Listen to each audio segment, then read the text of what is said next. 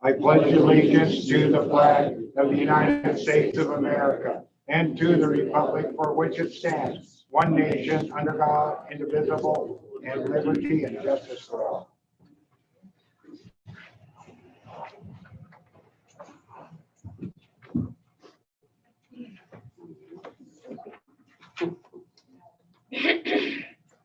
Let the roll call show all is present. And we have a quorum present.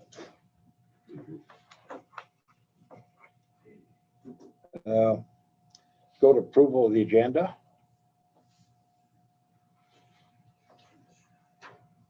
I need to make two motions. A motion to move item number 10, appearances by citizens, public presentations A, B, and C, on the agenda, the top of the agenda before citizen comments.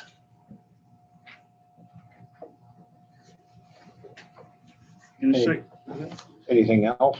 yes, the second one will be motion to add Dominique, I'm not sure how to pronounce the last name, Mongillo. Dominic Mongillo. Okay, Shoshoni Ranch Rodeo under permits for alcohol consumptions and permits.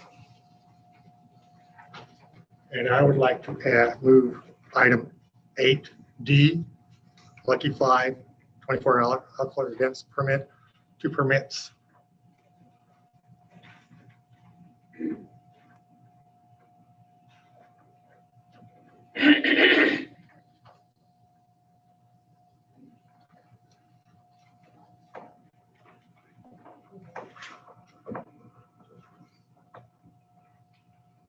I'm gonna ask a question. Is there any reason that we need an executive session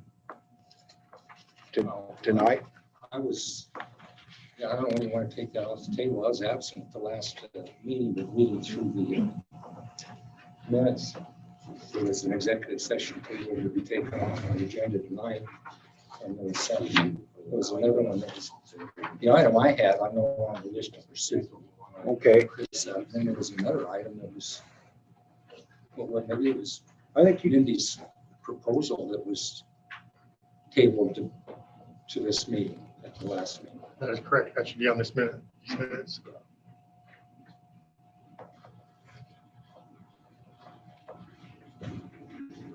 Now we're going to unfinished business.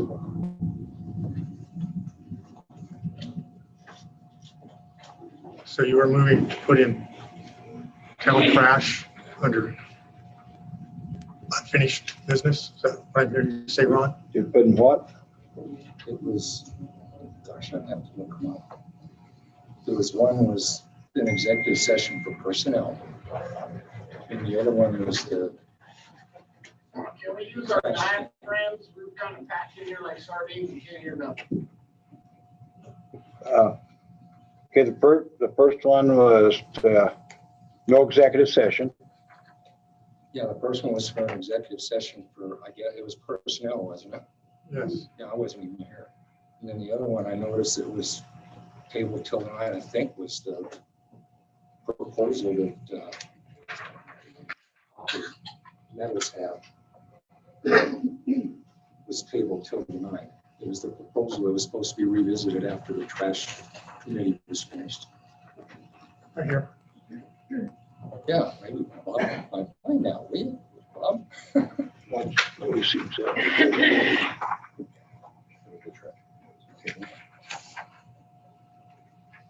Those are the minutes from last meeting that we need to approve. Okay, the trash committee needs to meet. They need to meet. I've talked to her, I've seen today. They'll talk to me today. She said, and so I know I seen her and another member, Barry Weiser, talk about having a meeting later this week.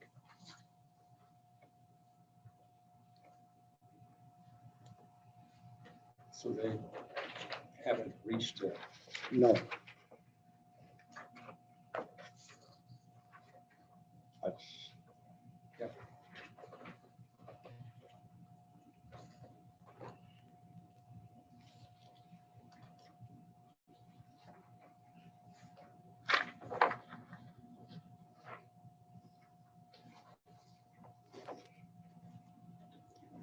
I believe we should table that to the next meeting. which. Next, No, no, the trash committee. yes. They haven't conducted their business, then I guess we can't.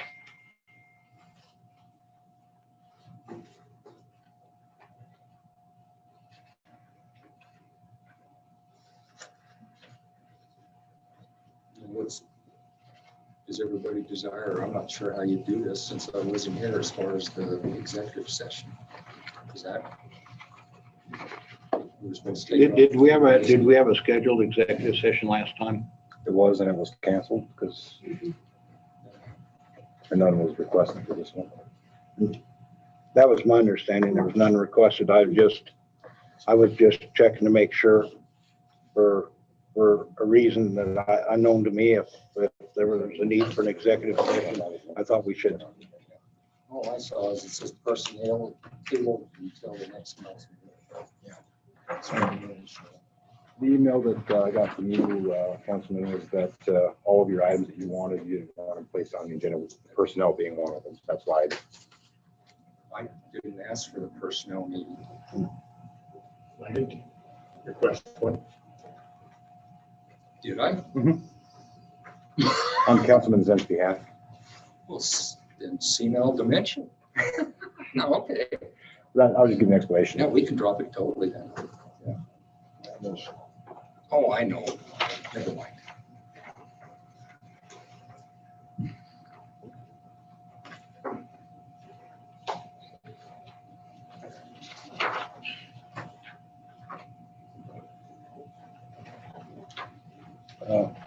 Also, I would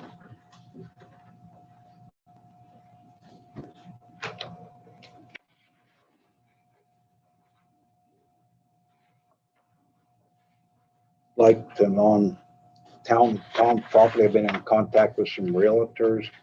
I don't have 3 proposals yet. I should have in a couple of days on how they want to market them. Does the council still like to look at least 3 different proposals to have an option what to do? That'd be my question. If they would, I'd like to table that to maybe even a special meeting so we can get them listed as early to get the properties listed as early as possible. What's the council's? So you just wanted to take that off of the agenda? Yeah, I want to remove that off the agenda. Well, I've lost track of what's getting moved. Sure. I got them. Oh, you have? Okay, yeah. But when we come to it, we can vote on it right then or move it then. I just want to bring that up. Okay.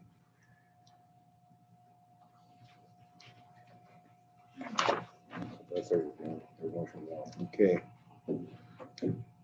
So I'll ask for motion to approve the agenda as amended. Motion was to move number 10, A, B, and C to be in front of communications with citizens number 6. So that'll be the next thing up. You want to approve these motion by motion, or you want to do them all? I'll give them all. Okay. Motion 2, add Dominic. I didn't get to forget. I don't got your last name, Dominic, but I apologize.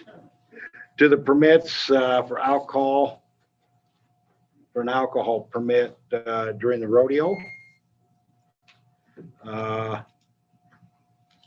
Motion 3, to move the 24-hour liquor license sales to permits. Motion 4, remove the realtor from this agenda. Do you have that motion? So moved. Second. Been moved and second. Any further discussion? I'd like to add the alcohol sales permit. It's required to be under a public hearing, not a regular permit, because it deals with the liquor commission, alcohol sales on a permit or alcohol permit. Oh, it's It's not a consumption, it's an actual sales item for liquor. I was ignorant of that. So I'm I sorry. read it. Yeah. Okay. So we need to strike that from the motion. I'll withdraw my motion then. Okay. So I'll move to rearrange the agenda as Chris has it down there. Motion 1, 2, and 4. Motion 1, 2, and 4.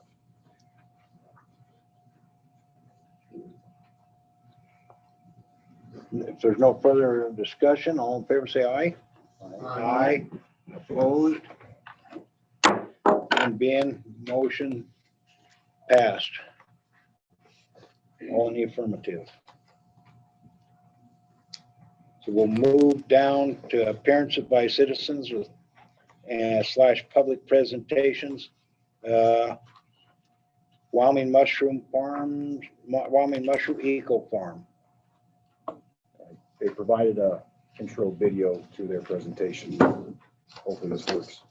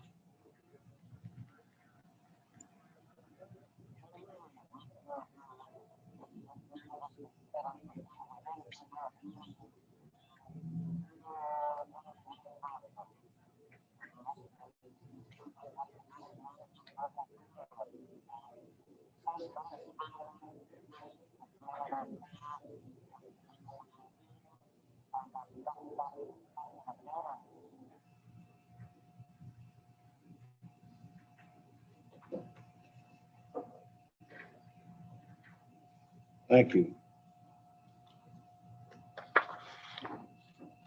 Would you like to continue on with the presentation?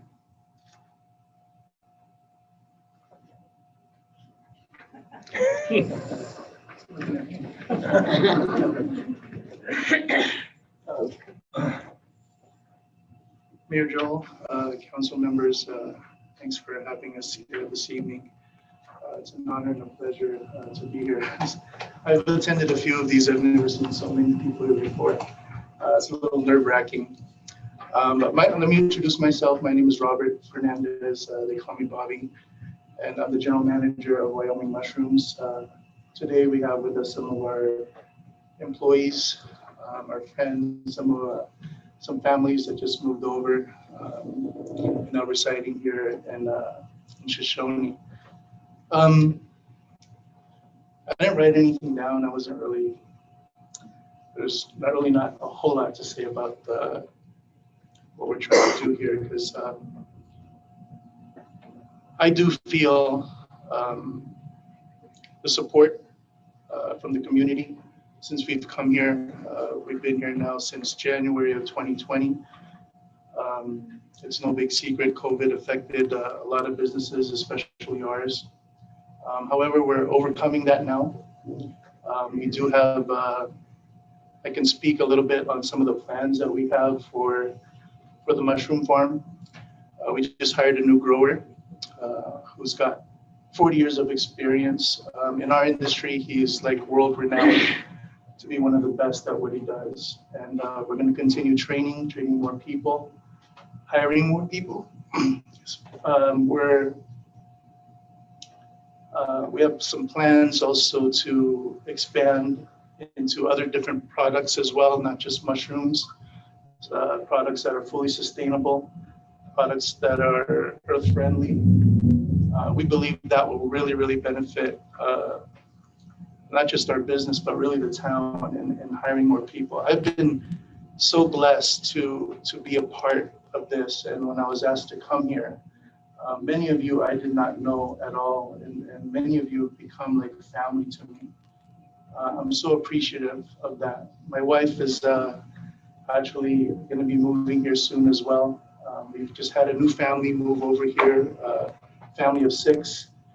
3 of them are in high school, 1 in college. We're going to continue to grow. And with that growth, there's certain needs that a business would have. One of the things is housing. And it's been a challenge for us. I mean, it's no big secret. We are renting a house from the mayor. That's 1. We are renting 3 of the 5 units over here from Rick and Cindy Simcox. We're renting 3 out of the 4 units that Don Hall owns over here. We have another 2 or 3 units at the Shoshoni Suites that we're renting, and it's really not enough. I think as we continue to grow, we're going to need more housing. We're going to need just trying to make things better for both the community and our employees. A lot of them have expressed a desire to have a cafe, maybe a recreational park that we can do within that. We have 150, 160 acres out there that we can utilize to better serve the business and the community. And I believe we can be an asset to the community. Even the neighboring towns, we do have some employees that live in Riverton. What's the farthest we have employees coming from? Where is it? Arapahoe. Oh, we have some from Arapahoe. Where does Liz lives in? Lysite. So, and we want to continue to employ and really provide meaningful jobs to the citizens of Shoshoni and the neighboring towns as well. I can't say enough about the employees that we've had. It's challenging enough for us as a new business moving in here. It's challenging for us as not growing up in this type of environment or the weather, being a California boy. I've been here since January, and I've seen it being -10, and I've seen it almost 110. And but you know what? What I tell my wife every time, it's worth it because of the people. My mom grew up in Oklahoma, and as a Filipino growing up in Oklahoma, she told me, "Sonny boy, watch out for the Midwest." But I said, you know what? I'm up to the challenge, and it's been nothing but positive. It's been really nothing but positive. I love When I go into town in Riverton, when I come here, just going into the gas station, talking to everybody, the bikers that come through, the people are just, I can't say enough. I really, really can't say enough. And we want to do our part to contribute to the community, however way we can help. And I feel so blessed once again. When every time I come in here, Marnie's always greeting me and everything else. So, and just knowing the mayor like I do, Bo, and the rest of the council members, how supportive you are towards the farm, because I know it means a lot. If not to me, at least some of our employees, a lot of our employees, a lot of them even expressed that desire to speak here.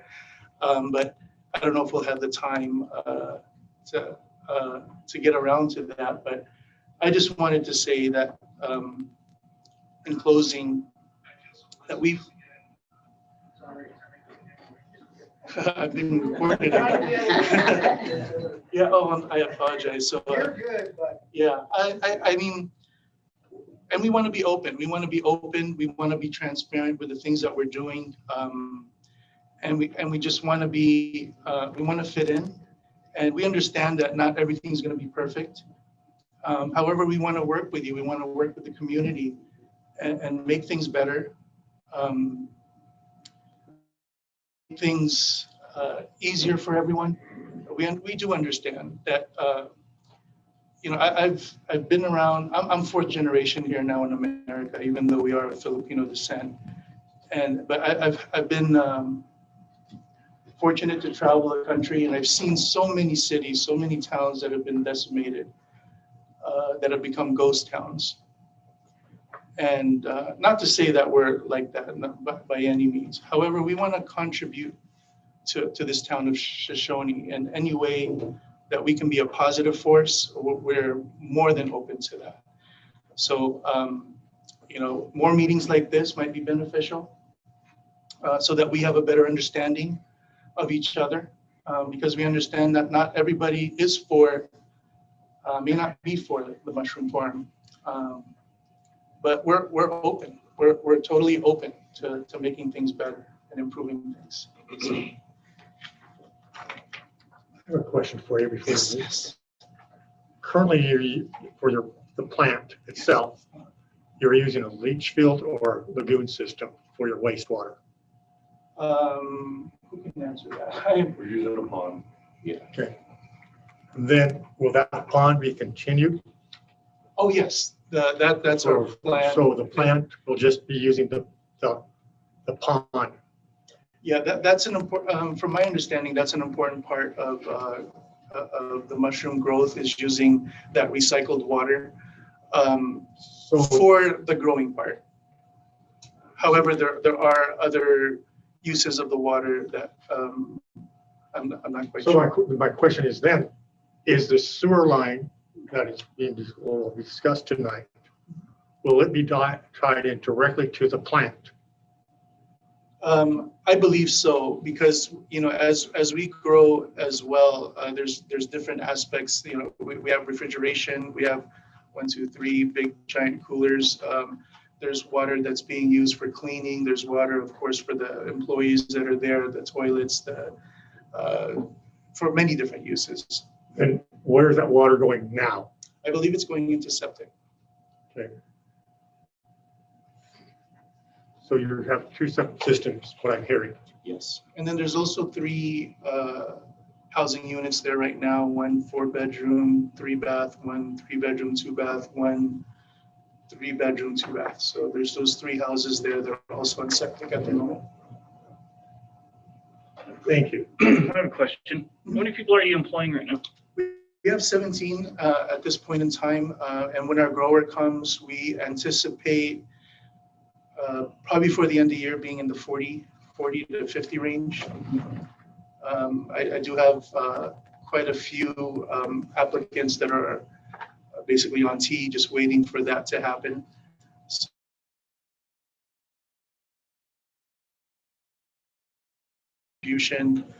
I do believe by the end of the year, we should be in the 40 range.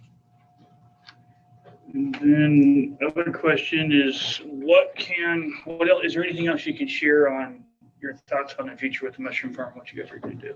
Yeah, so as we continue to grow, we understand as well, this farm was built back in 2004, 05, and we know that several ventures have failed. And we want to learn from their mistakes. We want to learn from, this industry and what's needed. So we feel the need to diverse and not just do mushrooms.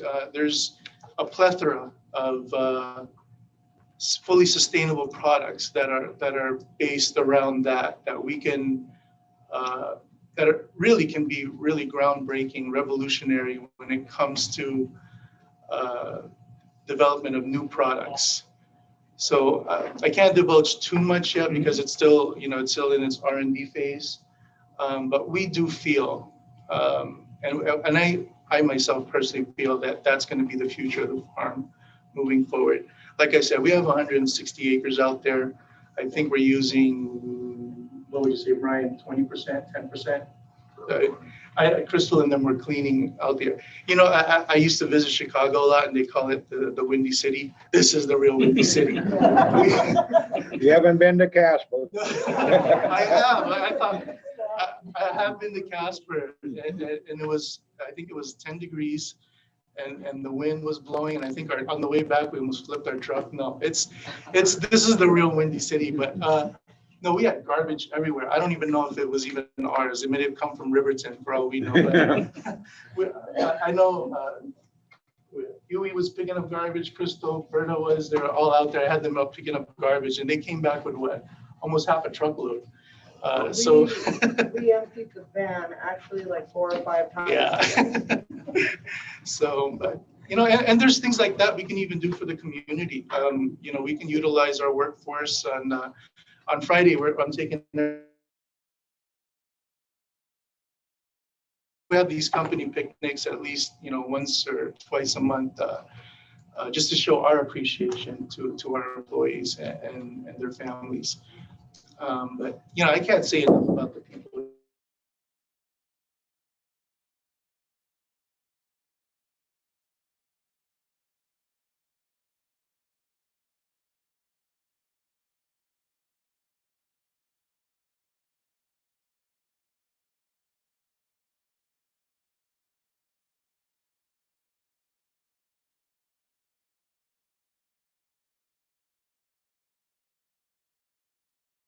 Family that was in the meat processing business.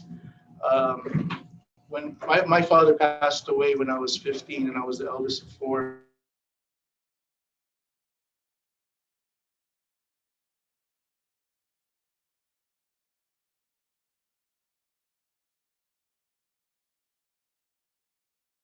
Age, I never thought it was going to grow into what it did. Also in the food industry. Kind of stayed in the food industry all my life. I've dealt with all the major chains from Kroger, and they have Safeway, Osco, Jewel, Smith's, Ralph's, in the grocery chains, Costco, Walmart. A lot of that is my background in both manufacturing and in distribution. The people that we're bringing in are more of the specialists when it comes to growing mushrooms. And then I also have, we've just employed a couple of engineers and some scientists in developing new products. So as we continue to mushroom, to grow, we feel that this is really the best place for us. I can't, I can't say enough about the support that we've received. And moving forward, this is where we want to grow our business. And if it does turn into something more, like what Bob said, worldwide, good for the world, then all the more we're blessed for that. Bobby, we have a question from someone that's watching via Zoom. All right. And I feel like I'm on a game show. it's Debbie Lang. Mm-hmm. Can you speak? Yes.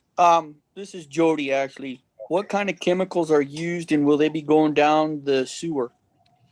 Yeah, I couldn't tell you exactly right now what type of chemicals we use. Being an eco farm, Everything that we do, I can tell you right now, is more towards on the earth-friendly type. As far as chemicals, I'm more on the business side, so I couldn't speak on behalf. I can, however, research that and get you that information in the future, or, real quick. I mean, there's only a handful that we use, and it's mainly for sanitizing. Okay, thank you. You're welcome. Do I have anything? I believe your starting salary out there is over 27,000 a year just for Yeah, starting we salary. have some part-time employees that make that much. The top salary is not mine, but like our growers, most growers around the country are six figures, and that's what we have to compete with. And as we evolve into more eco-friendly products, fully sustainable products, that's going to require people with a high level of education. Like I told you, the scientists that we've hired, the engineer that we've hired are I can't tell you exactly, but those people get paid in the six-figure range. You're going to be bringing, quite a bit of people in that are making substantially more than 27,000. Oh yeah, and I can say for the most part, most of them make, way more than that now. And we came here with that intention of understanding there's jobs and then there's meaningful jobs. And also for us to be able to provide housing for our employees, which many of them benefit from now, I think is a nice perk benefit that we provide. However, there is somewhat of a shortage when it comes to that. Would it be safe to say that you invested millions of dollars in the plant? Oh, by far. We're upgrading, rehabbing, renovating, replacing, purchasing.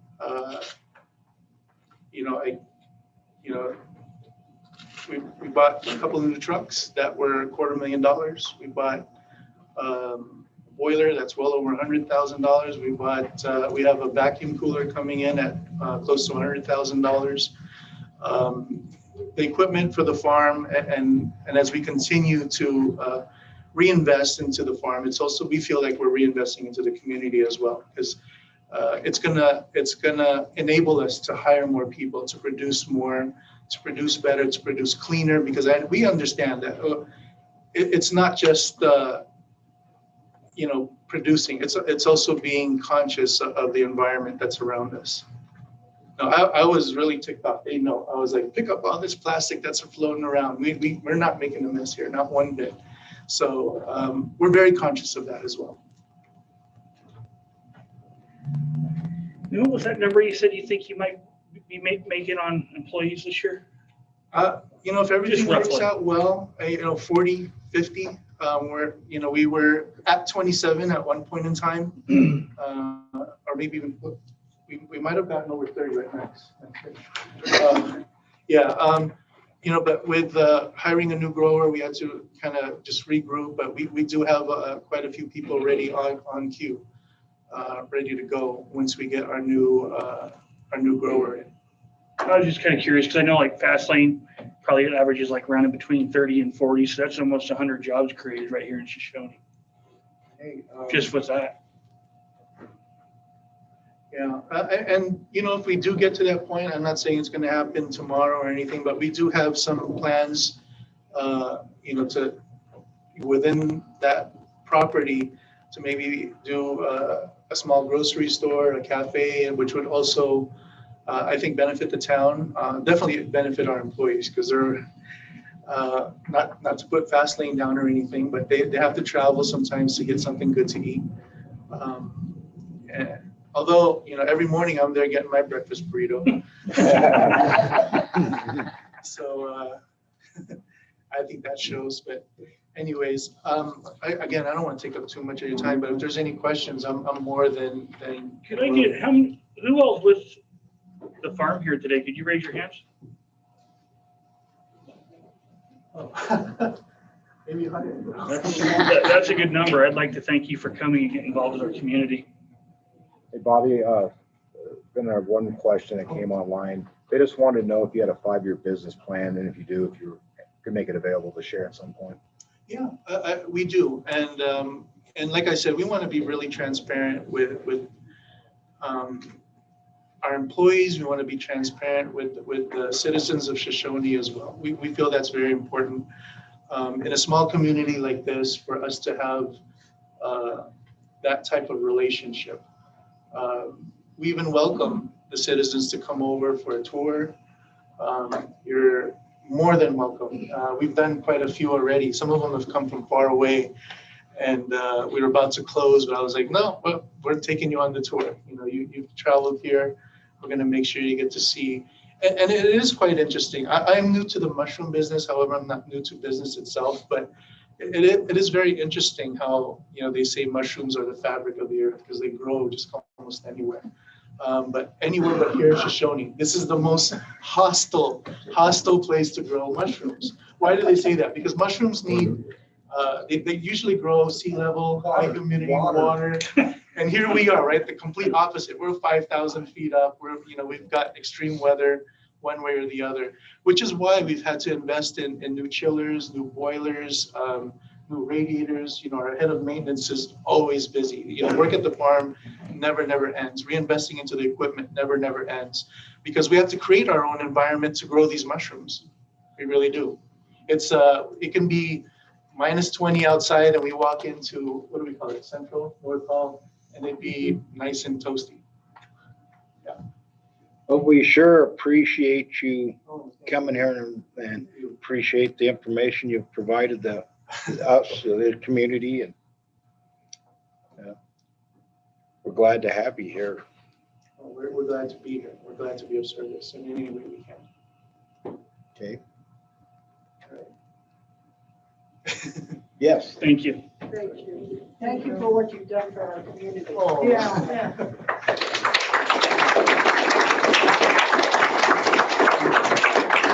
Oh, that part. We better.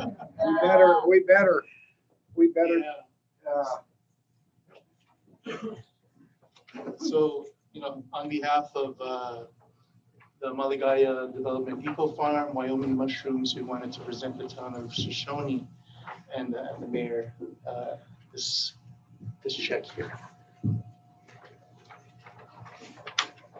This check is for $50,000.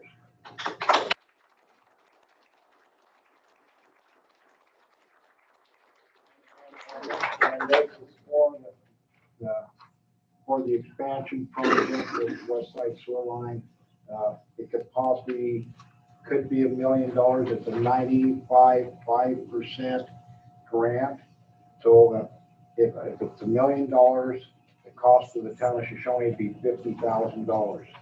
This covers the town's cost of that grant. So it really turns into $1 million. It costs the town nothing but a little bit of time and paperwork. Well done. Thank you.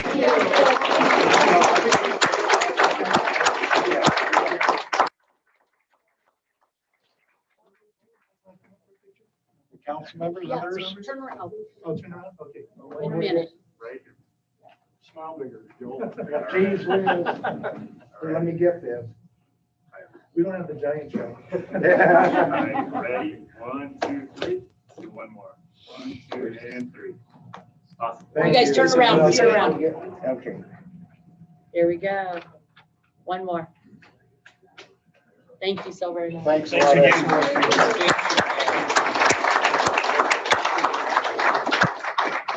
Thanks for your time.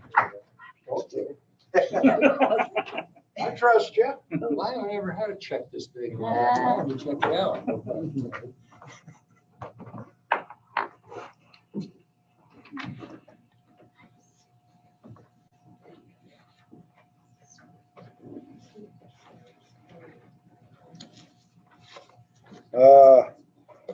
Next on the agenda, and anybody wants to speak from the farm, we'll make that available when we get to Communication from citizens? At that point, communication from citizens? No, we're not there yet. Okay.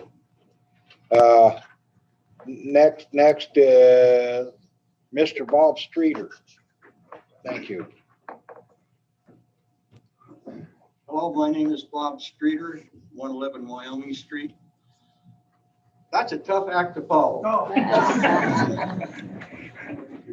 I would propose to you, gentlemen and ladies, that in an effort to more beautify Shoshoni, that we mag the gravel streets. And I propose that we start with First Street from the rest area down to Idaho. The reason being all the traffic to the post office from the southwest side of the town comes there. There's a lot of truck traffic that stages from the fast lane, comes past through there, and then also from the rest area, which you guys provide a tremendous service to the truckers. But they come down and pick up Idaho and cross over and go onto Thermopolis. The cost would be minimal. We discussed it with Mr. Conja, and you have the funds to do this. And it surely would help the town and keep the dust down. Do we have somebody local that spreads mag? The only people I know live in Fort Bridger. No, there's local. Is there a little? Okay, yeah, I didn't know, but I've been around mag chloride, but not for a while, not locally. There's a company in Riverton that provides that service.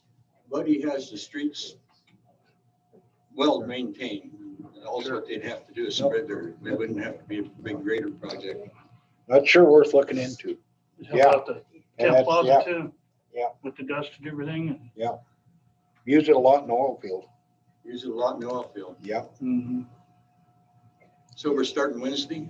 I can, We got the money. I can get with Buddy and we can explore that and I can get everything to the council. Greatly appreciate it.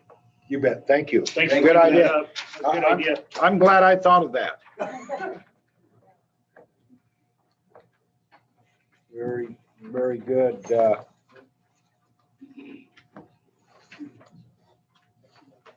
Teresa Taylor, open letter is next.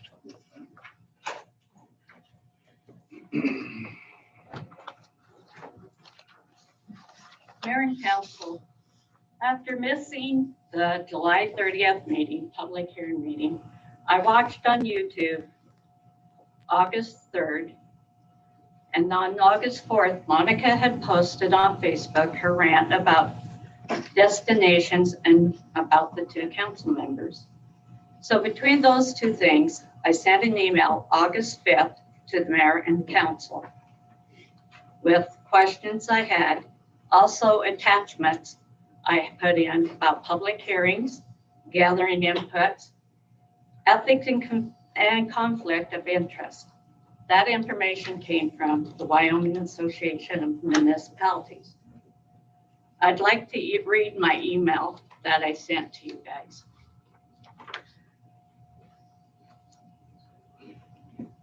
Mayor and council, first, I would like to thank each and one of you for the service to the people of the town.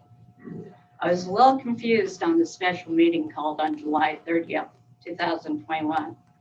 Was this a workshop where the governing body could look over the plans for the Shoshoni Business Park sewer project, ask questions, have input before it was presented to the public? Was there ever a workshop where the whole governing body could discuss this project? This meeting was advertised, but not on the town's website as public hearing. Please see attached hearings about public hearings, which I got from the Wyoming Association of Wyoming Governments. Public hearings, you close regular meetings, open public hearing. Council members should not express opinions during the public hearing portion. May ask clarifying questions of the staff or public. I feel are not appropriate council comments until after the closing of public hearing and time limits.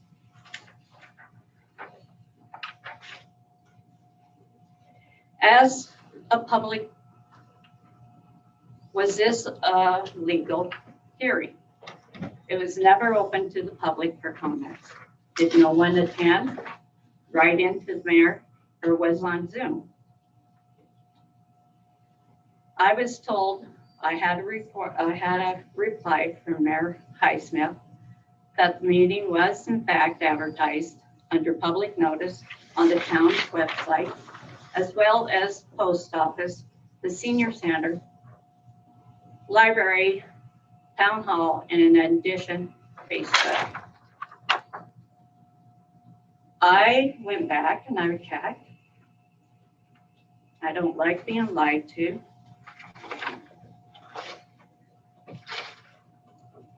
I went on to the town's website. It was not posted there. Where I went to public meetings or public hearings and clicked on it. All that was there was ordinance. I couldn't find it. I checked again after I was told it was there. On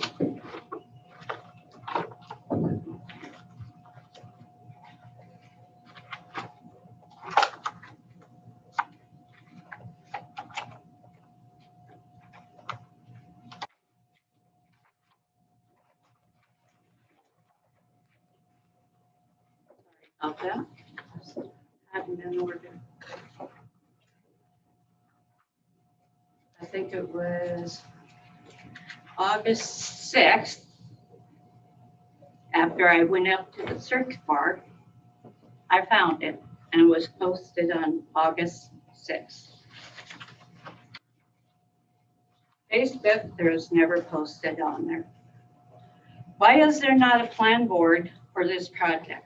As the town, for the sewer project, for safe routes to school. If there is one, maybe it could be posted, the plan on the town's website and Facebook, and have available for the public to come and see. Is the property of the town bought for the business park or for housing? I keep hearing it's commercial too. What is the vision for this area? Will the wastewater from the mushroom farm be going into the town's wastewater plant? If so, can it sustain it? I understand the mushroom plant is putting enough money, and that is a concern of mine and others. Please see the attachment I gave for gathering input, ethics, and I was to attach that to my email, gathering inputs and ethic and conflict of interest. Gathering, I won't read the whole thing, but it says values and ideas when you're gathering input. Subjective and objective data, public meetings, surveys, focus groups, perceptions, rumor mills, press coverage, public comments can affect outcomes.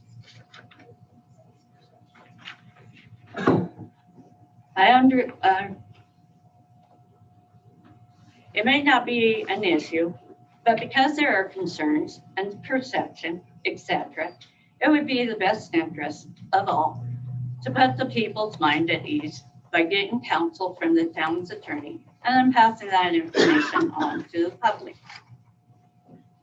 As for the sewer project, the current one that's right there, is there a savings plan to finish it up in case the town never gets a slip 80-20 or even a 70-30 grant?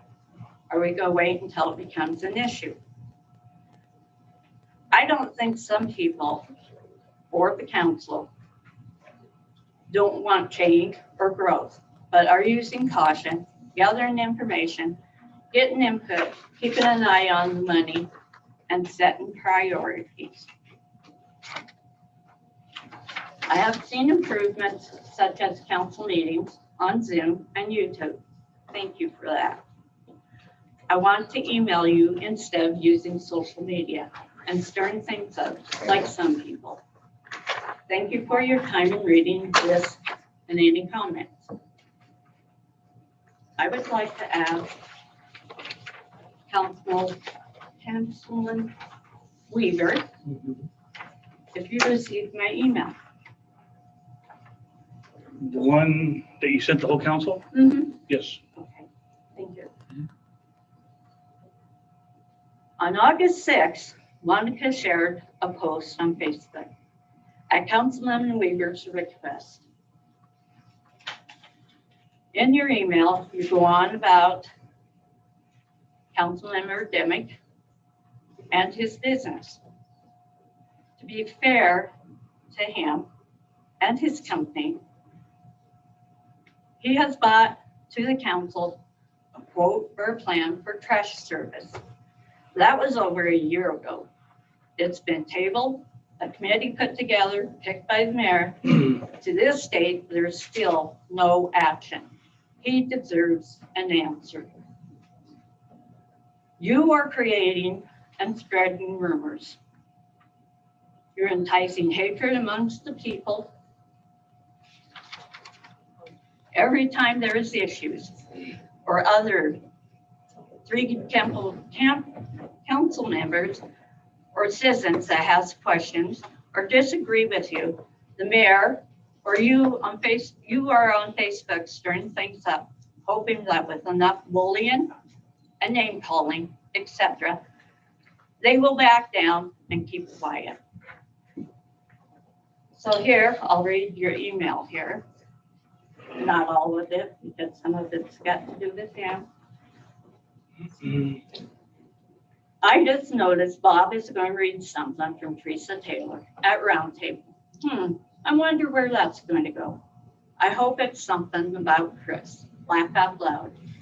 Because, well, he's pissed, like me. I urge people to go to the meetings, tell this is a big meeting. I need you, the town needs you, everyone. Thanks for everyone for what you do and your involvement. Every time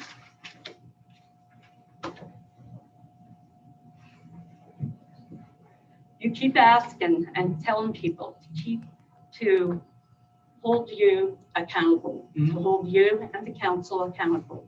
So that's why I'm here.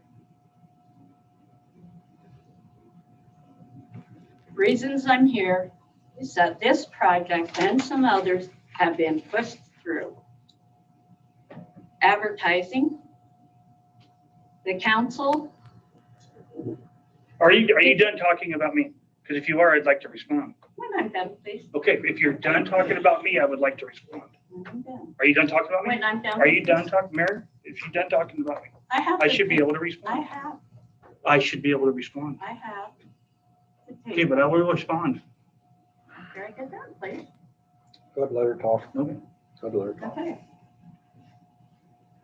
Advertising, because the town does not have a newspaper, the council said that all postings are to be at town hall, post office, senior center, library, Facebook, and on the town's official website.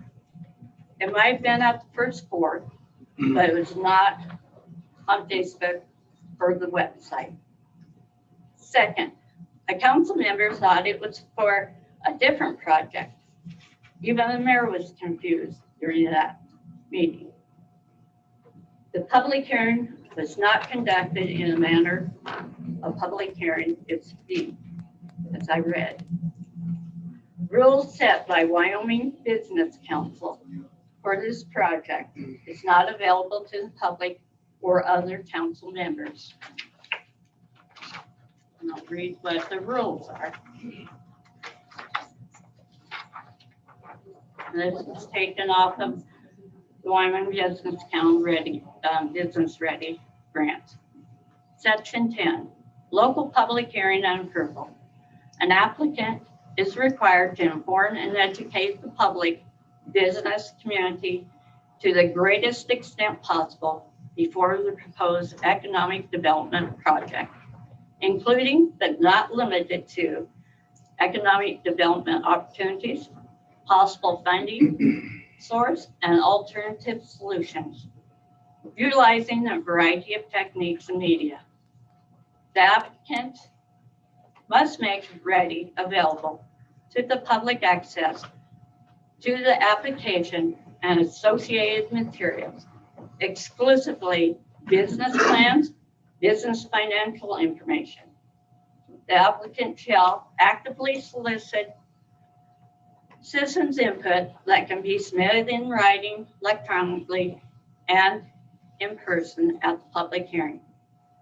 A minimum of one public hearing is required before submission of the application. For the purpose of the program, 7 days minimum period for notification of the hearing. Public notice shall be published in the newspaper of general circulation within the boundaries of the applicant or as approved by council staff.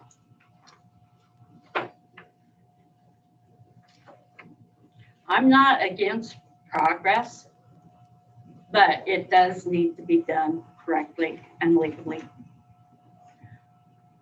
You ask yourself why the majority of the people in Shoshoni voted for these 3 council members, because they knew they would ask questions, do research, talk with the people before they voted on things before the council, and not just go with the flow. Thank you, and you can speak now. Okay, well, the message that she's talking about was on a private chat. Well, And let me finish now. It's my turn. okay. Was on a private chat. And to tell you the truth, on that private chat, I don't care if it gets pushed out on social media. I've got nothing to hide. We were told that we weren't transparent in getting the message out. YouTube and Zoom is social media, correct? Correct. So when I see something that I feel is going to get voted down upon, because I only have 1 vote, I bring it right to the people. And I do get them excited because I need them here. Because whether you realize it or not, if these 3 wanted to go vote for your sewers or anything else you like, they don't need me and they don't need Joel. Why don't they just vote for it and get it done? I'm not stopping them. I can't stop them. But when I bring the people here, this is what I want. I want to see people here. And I always tell them, I don't care if you're yelling at me. You know I say that. I don't care. I want people to show up. I'm not here. I don't want them here to support me. I want them here to support our town moving forward, and don't let anybody stop it. This is Monica's email, okay, off of Facebook, or her Facebook page. I just received this and was asked to share. I wonder why these 2 men keep getting away with all this BS. I'm also saying, why wait for a meeting? Mike Demme, why not answer the questions that was directed to you in this statement? We are all waiting.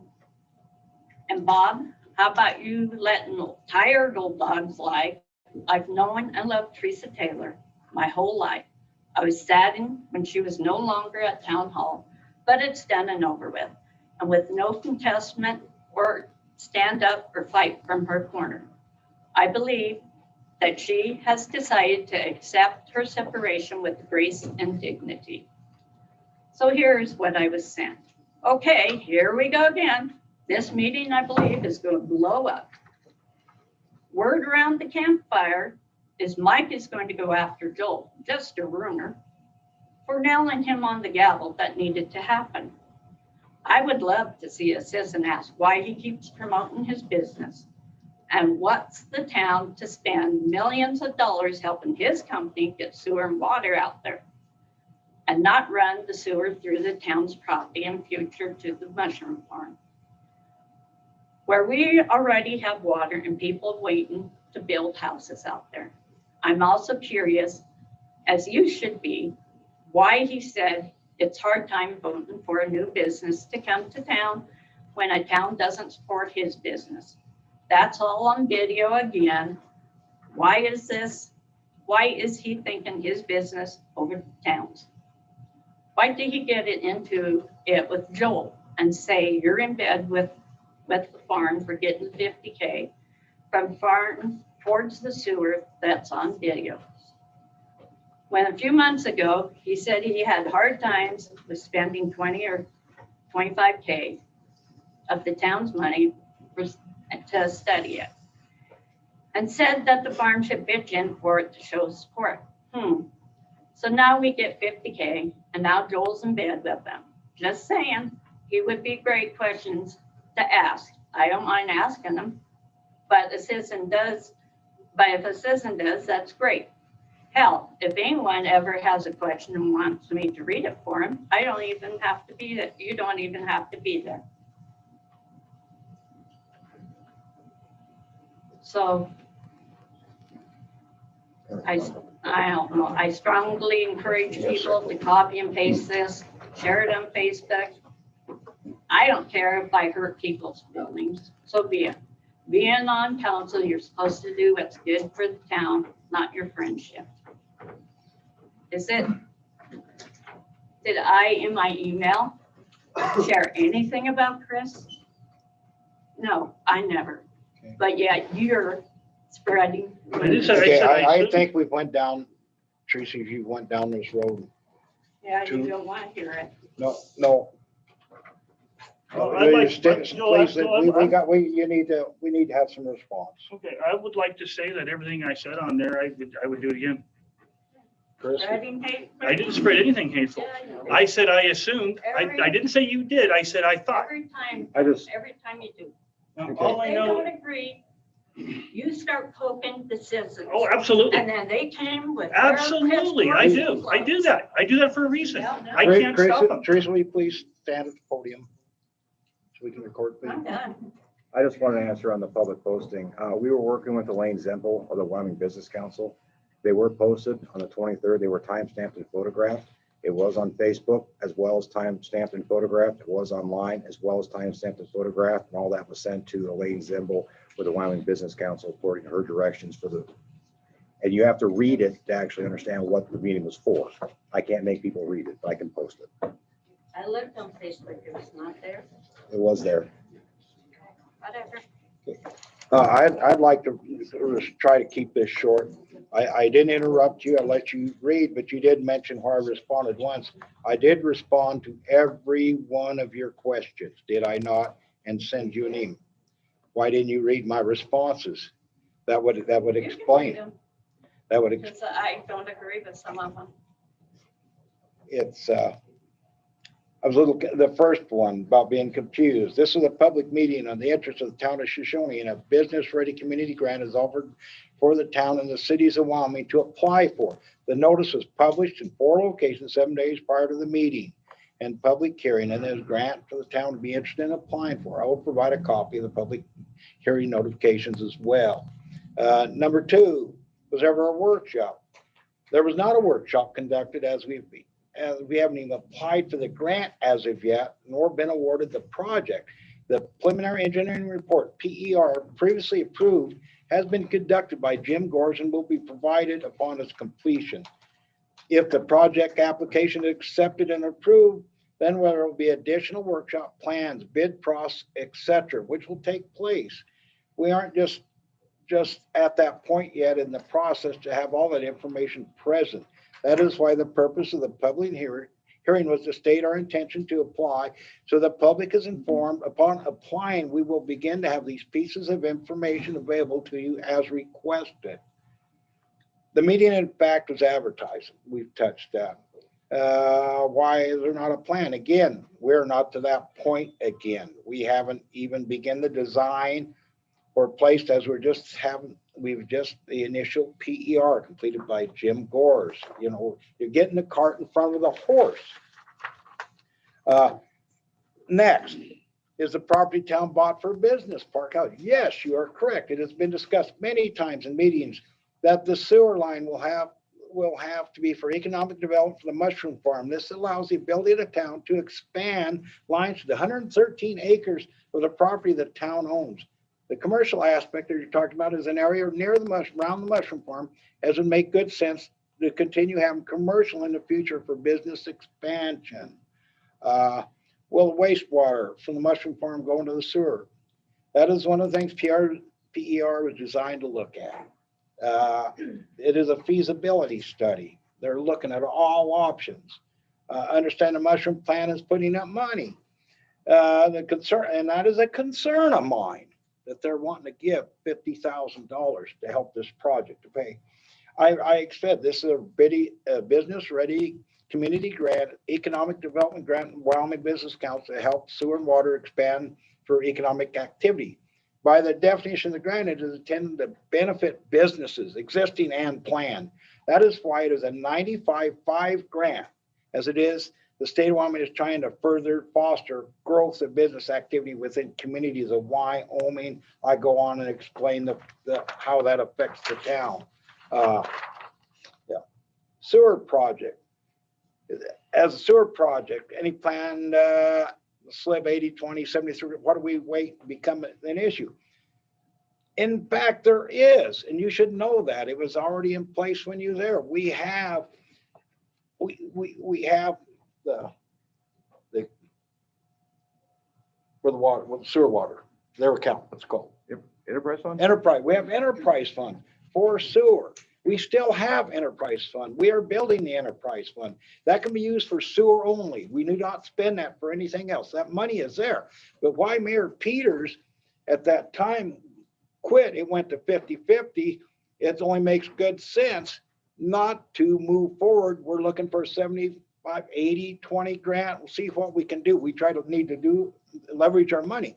The sewer lines are old, but they're functional.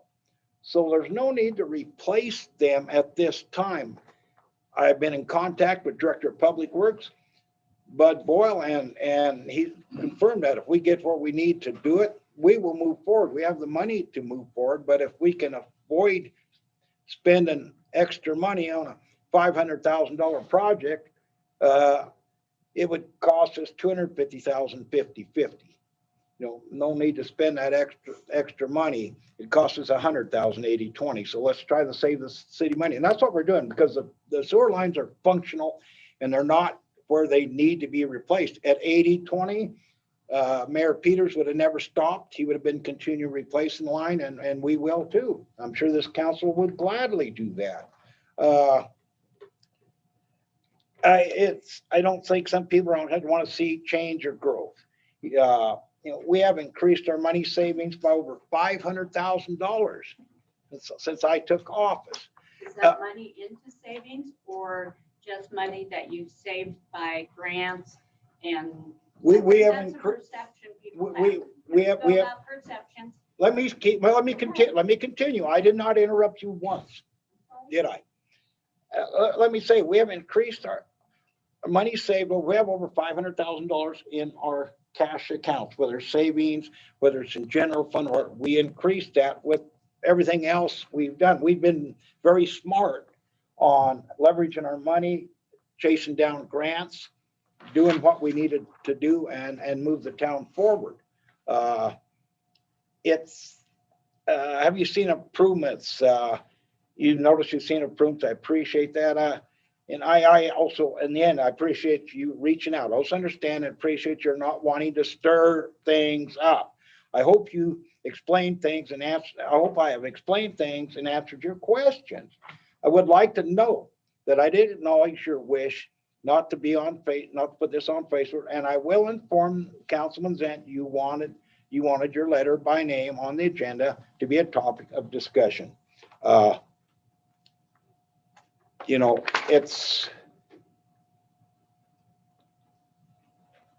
You didn't even read my responses, so. I did, but I read it when I received them. Okay. Okay.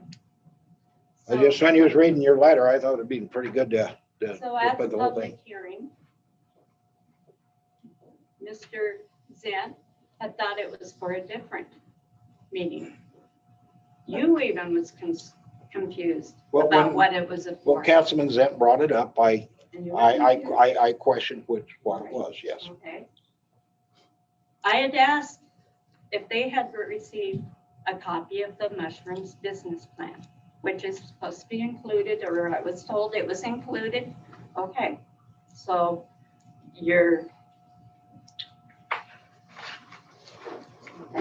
That will be in the application if I submit the application, that is when that comes into play, and that will be public, and that will be there.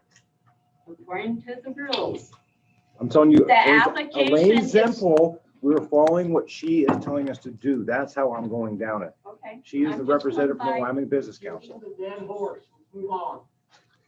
I am just going by what the rules said, that before a public meeting, the application and the paperwork is to be made public. I think we've already discussed all of this.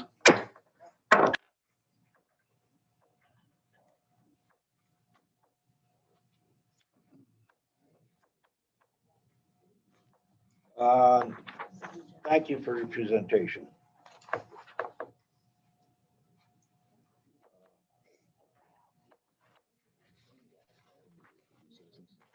Do you have any communications?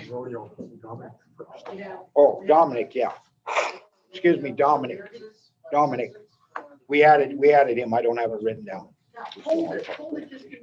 Yeah. No, it's citizen comments. Oh, it is, okay. Okay, good, it is.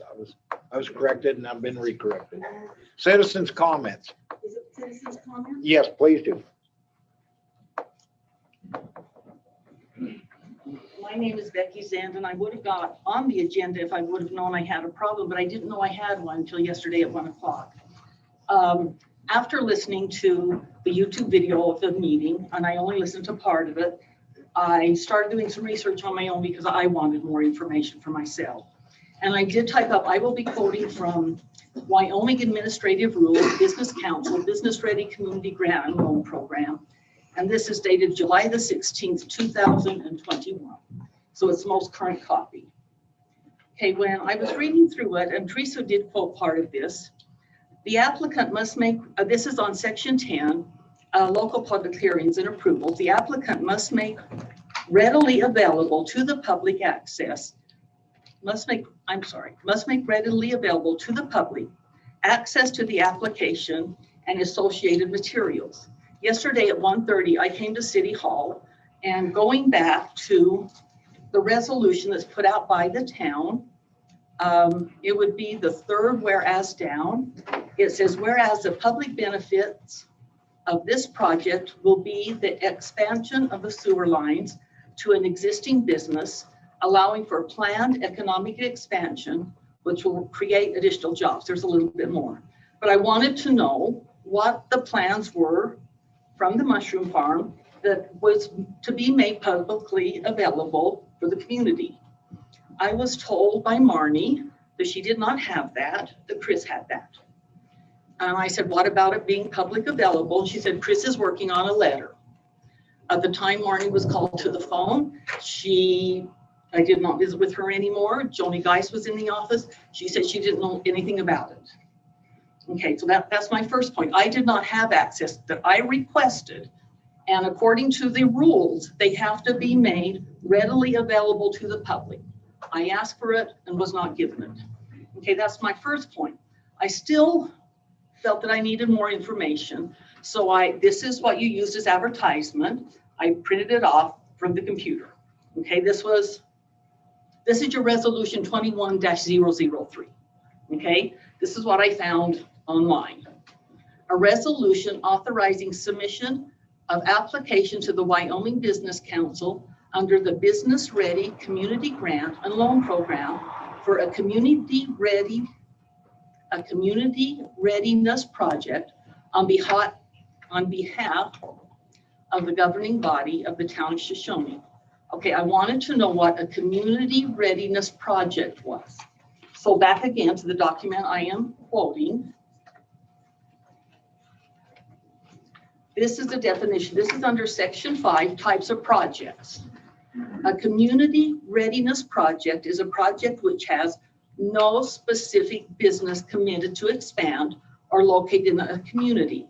The community wants to build infrastructure to ready itself for new business development under a specific strategy or plan of action. Okay, now I am really confused because this is a title on your resolution. And if I read the rest of it, it continues, for the purpose of the Town of Shoshone Business Park Sewer Project, a project to ready our community for new business development by the expansion of the West Side Sewer Line. Okay, so this sounds like that meets that qualification. It's about new with not being specific. Now, as I read down through the different things and what, if I could quote the mayor, this would have been at the town meeting held on the 30th. At 6 minutes and 50 seconds into the meeting, the mayor said, we would not be eligible, and I will add in, for the 95.5 grant if it wasn't for the mushroom farm out there tying into it. Now, I am very confused because this resolution says that it's for new businesses and to ready our community for new businesses, but he said that we wouldn't be able to apply unless it was for the mushroom farm. So I am very confused of which it is. Now, if you go to, again, would be under types of projects. The first one I read to you was B. Now, under A, it says a business committed project. A different title is a project in which an applicant has a business committed to start up, comma, expand, locate or retain jobs in the community. Okay, that sounds to me like is what the town is asking for, that is asking for A. The applicant is the town of Shoshone, must demonstrate that new primary jobs will be created or retained by the business. In addition to assisting a peculiar business, a business committee project may also fulfill the purpose of a bunch of other stuff. But this one sounds to me like what this resolution is talking about. If I jump down to the fifth, the fourth whereas states the specific goals and measures of success of this project are the expansion of existing business activity. Now, just a minute, your heading says it was for new, to ready our community for new business. But now number 4 says that you're going to judge a measure of its success by the expansion of existing business activity. So I am very confused from what your title, because this is what you use to advertise for the public meeting. And what Teresa quoted, that public meeting is a requirement for this grant application. You have to have local public hearing and approval. An applicant is required to inform and educate the public and business community to the greatest extent possible. I'm sorry, but I'm nothing but confused with what your heading says and what the body of your resolution states. The fifth whereas, the Business Ready Community Grant and Loan Program requires that certain criteria be met as described in the Wyoming Business Council's rules. That's what I've been reading from. Governing the program, and to the best of our knowledge, this application meets those criteria. I'm sorry, but I am, as a citizen of Shoshone, I feel that this application, your resolution 21-003, does not fall under the guidelines of the Wyoming administration rules as that I have been quoted to you. I'd be more than happy to take any questions. Just one clarification. This was actually provided by the Business Council as a template, and it's a fill-in that we fill in. It's a standard thing. So this is actually the verbatim text from the Business Council that they provide. I just wanted to clarify that. Nobody read it. Nobody in this council read what it said before you presented this as the advertisement.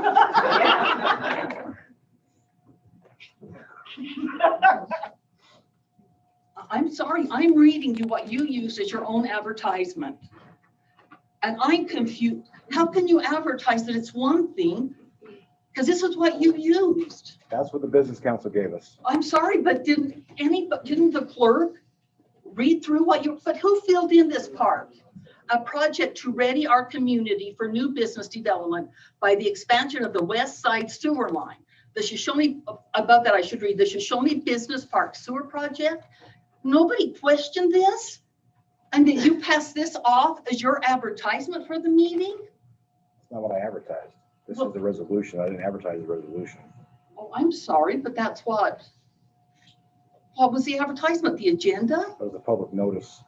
I What pulled what that was the back up for you. advertisement then? Because when I went to, I'm sorry, but when I got on the city's page, this is what I pulled up that was going to be the main thing for the meeting. This was going to be the main topic. The resolution, here's the advertisement. And that's what I'm reading from.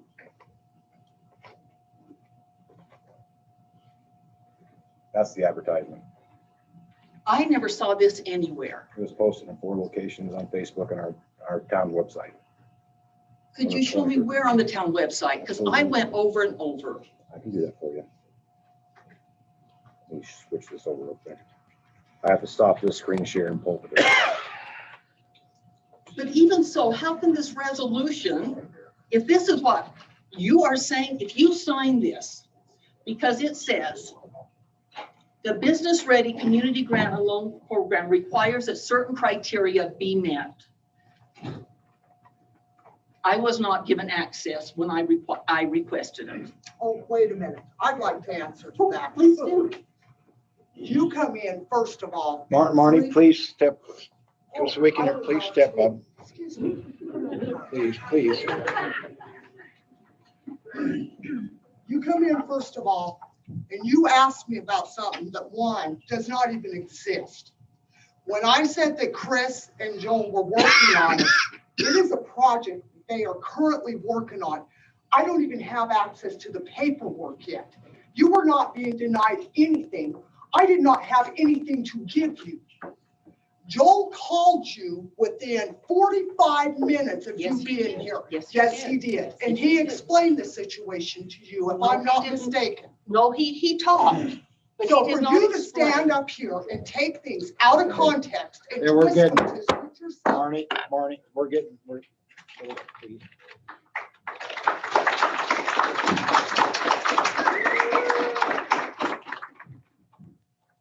Mayor and council, I am just questioning the legitimacy of this resolution and how it meets the requirements of the Wyoming Business Council's rules. Only thing I can respond to that, Becky, that we were guided by Elena Zampol, our regional manager, representative for the Wyoming Business Council. And it's probably pretty simple. If we haven't followed the guidelines, they will reject it. And But council, would you answer for me then? I want each one of you personally to answer for me. Whereas the Business Ready Community Grant Loan Program requires a certain criteria be met, how many of you have read this? Because this is a requirement. Mr. Demick, have you read this? Mr. Zent, have you read this? Parts. Have you read this, Mayor? yes, All of it? well, parts, maybe Parts, not, okay. maybe not all of it, but I Mr. went through Weaver? it. with Parts. this. Mr. Ankeny? Thank you very much. Okay. Now, according to this, and that's all I'm questioning. I'm not questioning whether the sewer program is good for the town or not. I am questioning about the legality of how things, whether this document is filling in with this. That's what I'm questioning. The part in here where you are making an application and whoever, if they gave you this to fill out and you didn't double check it, shame on you. But right here, it says we're being ready for new business. And you're agreeing on the fifth one down, whereas the Business Ready Community Grant and Loan Program requires that certain criteria be met as described in the Wyoming Business Council rules governing the program. And the best of our knowledge, this application meets those criteria. I don't, shame on me for working with Elaine and working with her and asking her questions and going through it and double checking with her as I filled this out. I'm sorry if I messed up in your eyes. But it's not my eyes, it's what is right and legal. We're getting direction. She says put a dot on an I and cross your T and that gets the grant to go through, what are we questioning? I'm questioning how this reads on what your resolution says. Thank you very much. Okay. Let me ask that, in the interest of discussion, can we ask our town attorney if you could make any recommendation on what? I would, in all honesty, right now, I would recommend that you vote on whether or not to go forward with trying to get the grant, okay? The corrections as far as getting the paperwork, because she's clearly talked about what she thinks she knows the grant is, and it may or may not be. You can clear that up as you're going through the process, because this vote is to decide on whether or not you are going to even try to get a grant. And that's the way that is. I'm assuming, I could be wrong, I don't know, but I think the majority of the council members here have done their homework to the best that they can and have made somewhat of a decision. Mr. Mayor, may I? Yes, go ahead. Well, I saw this was going to become an issue. I read all that stuff. And yes, there's two kinds of grants. One's the community readiness thing that doesn't have a specific person. One of them is a community readiness grant that doesn't have a specific business in mind. And that's what the feasibility study for the motel and the eatery or hotel and eatery. The other one, and if you do one of those, you can do one per year. Okay, right here we have two grants with that same title on it. So I looked through it and I go like, oh, there's this template, there's this template, there's a template for each one, there's a template for to fill out for the public hearing, there's one to fill out for the grant, and then there's another grant there. That's where you partner with a business. Okay, and in our last meeting, everybody here said that's a great idea. In fact, Mike, I remember he was sitting right there and he said, for no more than it's going to cost the town, you know, that this is a great idea to go forward on this. And we all felt that way. Nobody's opposed to it. And I'm with our attorney here. What we need to do is just straighten out what that title is supposed to be. I think it's nothing more than a matter of the wrong template was used. But then there's the issue, which the attorney can address later, on whether or not how do you conduct a public hearing. Okay, and what my concern is, if this goes in the way it is, I'd like to see the council should probably call and say, oops, did we do it? You know, is this right? Or do we need to redo what this says? You know, because I read the rules and it's very specific. It says you can only have one of those a year. So I too am confused. And if they worked with somebody. Elena Zempel. Yeah. And she's one step above, I believe, the fellow in Lander. No, she'd be, the governor nabbed him on a higher level. Okay. So she replaced him. She's same level, but that's our district. And she's going to be here tomorrow. Okay. Well, the concern I have is that this all gets straightened out. And you guys know how legalistic I am. I don't want to say, yeah, I think we did everything according to Hoyle, but I mean, I'll vote to go ahead. But we do need to make sure that everything is in order. If So that'll be taken. Fix that. Yeah, it'll be taken care of. I'm sure tomorrow. It needs to be fixed. Mr. Mayor, can I say something? Yes, go ahead. This is just a question, Becky. Just on basically where you stand, do you support the town's expansion and the growth of the mushroom farm? Why would I have built a house here if I didn't support the town expansion?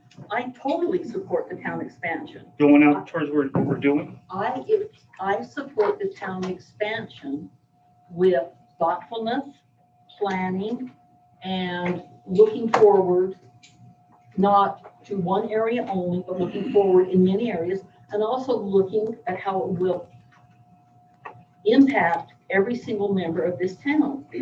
Do I support? I have no yay or nay on the mushroom plant. I do have questions about the legality of how it's being taken care of. It seems to me that there's so many things that have been pushed without time to really evaluate long-term consequences to the whole town. Okay, so basically you're saying you support expansion of the town All 4 sides. Yes. And then you like the idea of the mushroom farm expanding, possibly growing, putting us a grocery store and employing more people. I have questions. Fair enough. At least we know where you stand on it, so that's all. I just have questions. I have questions about fast lane expanding, and I sold my house to them. So I don't think questioning things is a bad thing. Absolutely not. I just have questions. I have questions about Al Mike's way. I just have questions. Well, let's move on. Let's move on. Next. Do you have another citizen who'd like to speak? No, thank you for explaining what I was trying to say. Yeah, essentially, they can be. Is there, do you have a citizen that'd like to speak?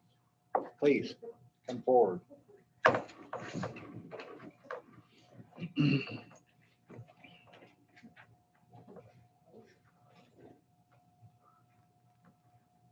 Mr. Mayor and the council, I'm Mike Norwood, and he's here. Representing Confidence Builders, as most of you probably know, we are the ones that are building the RV park here. I have a little bit of,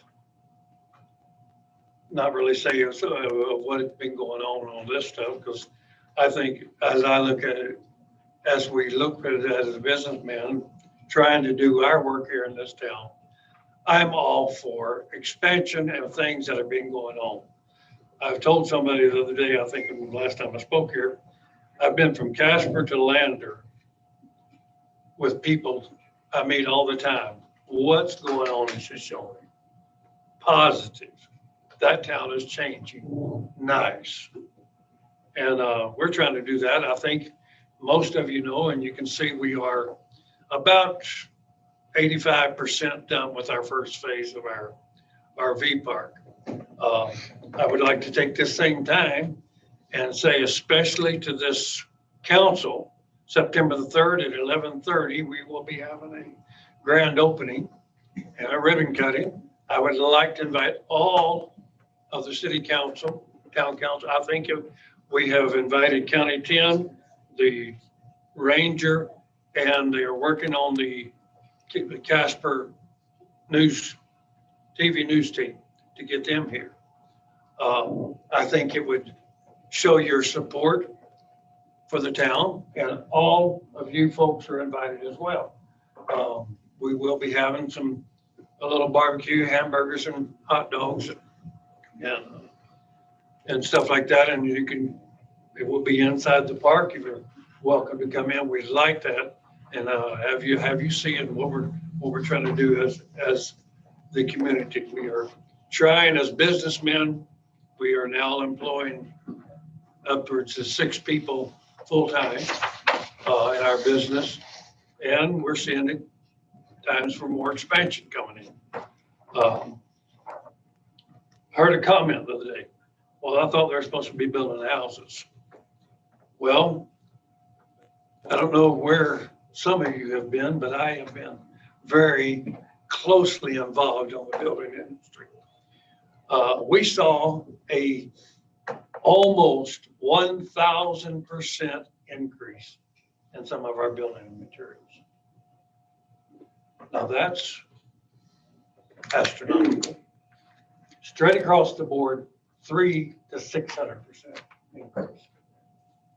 I cannot, as a builder, pass on a 600% increase. If I'm going to build a $200,000 house, 600% times that, no, won't ever sell in Shoshoni. Well, neither would I try to. Sure, I'd like to make that because at the end of the day, if I had built that house, my profit margin that I might have been looking at would literally be gone, totally. I am 62 years old now. I'm 63. I don't remember how old. I'm no longer working just for my health. I'm trying to we're looking forward for that. So we pulled off of the building houses at that time.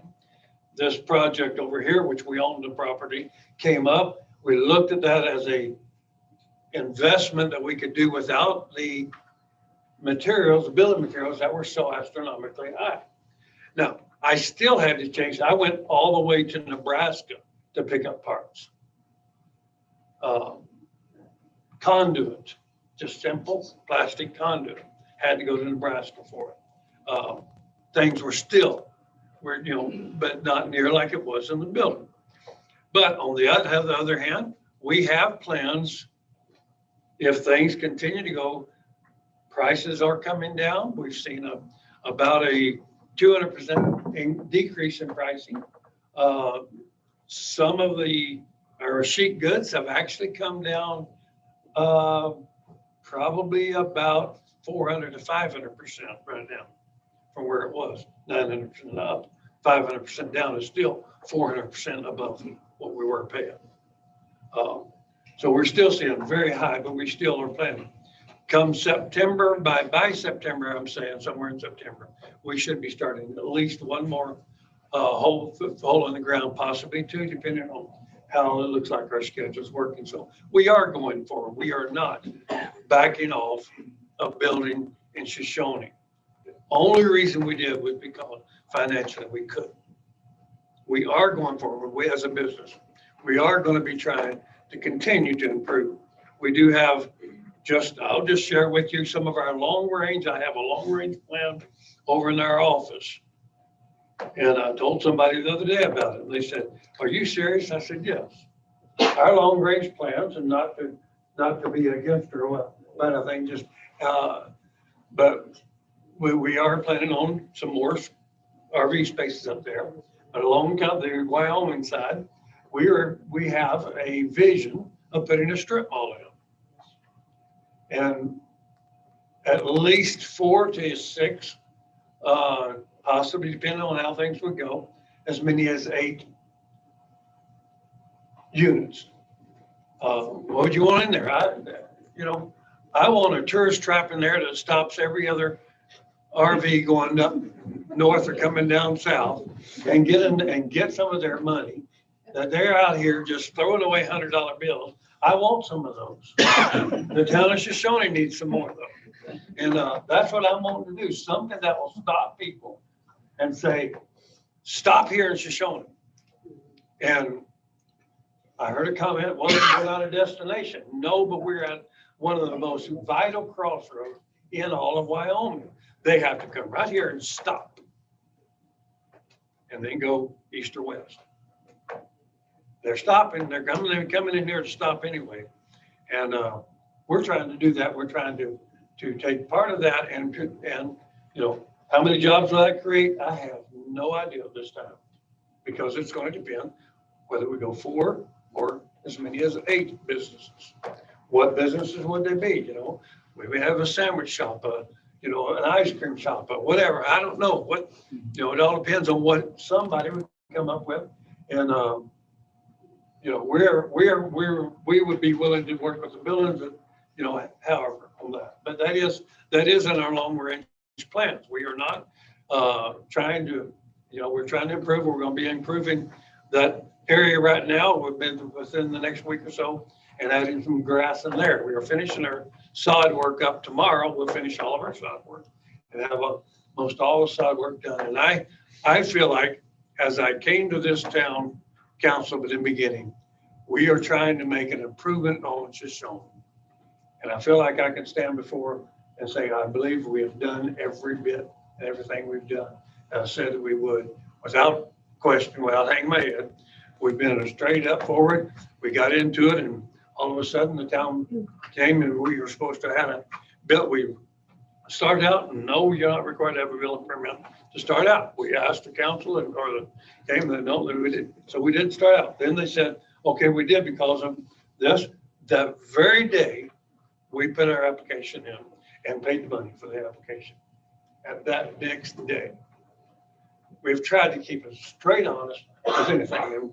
And I feel like, because we are trying, as I said, to help Shoshoni go forward. And I appreciate all of these that are trying to look forward. And I know there's going to be some questions. And I know there's going to be, well, did we dot this I and did we cross this T? And I'm very careful about trying to do things in the right way. And that's why I tried this. As soon as I do it, we filled out the application. They brought me the application. I filled it out that day and we sent it down with the check. Trying to make sure everything is above board, whether or not we're not. And I appreciate working with this town, with this council. And again, I invite all of you, September the 3rd, 11:30 to 1:30, our grand opening. Thanks a lot, Mike. Appreciate it. Thanks for your attention.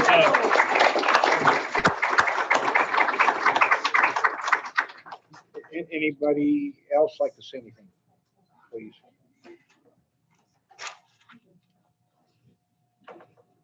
I just want to thank the community and the council. In July, we hit our 1 year for the farmer's market. Since I've started it up. This coming Friday, we're doing an ice cream social, the ice cream making contest. I would like to invite everybody to that. Louder.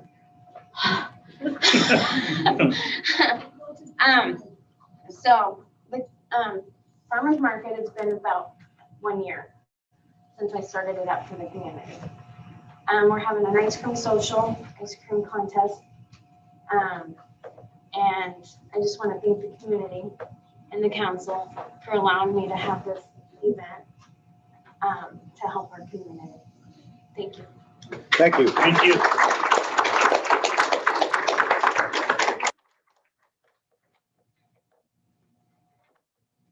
Anybody else?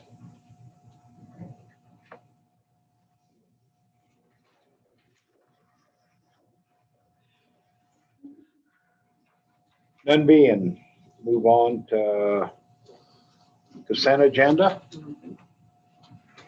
I move we pass the consent agenda.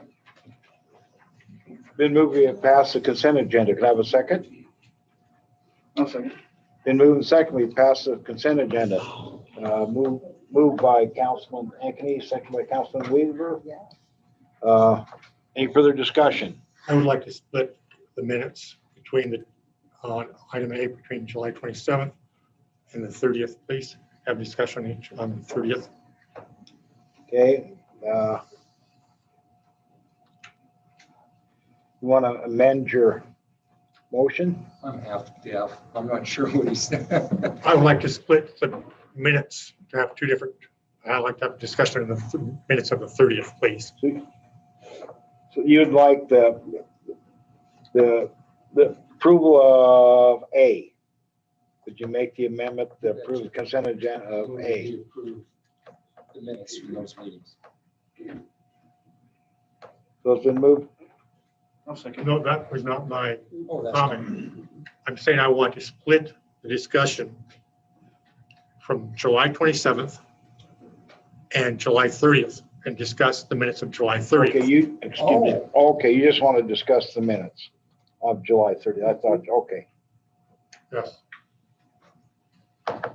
So essentially you're asking to just take that item off the Yes. consent agenda. Okay. yes.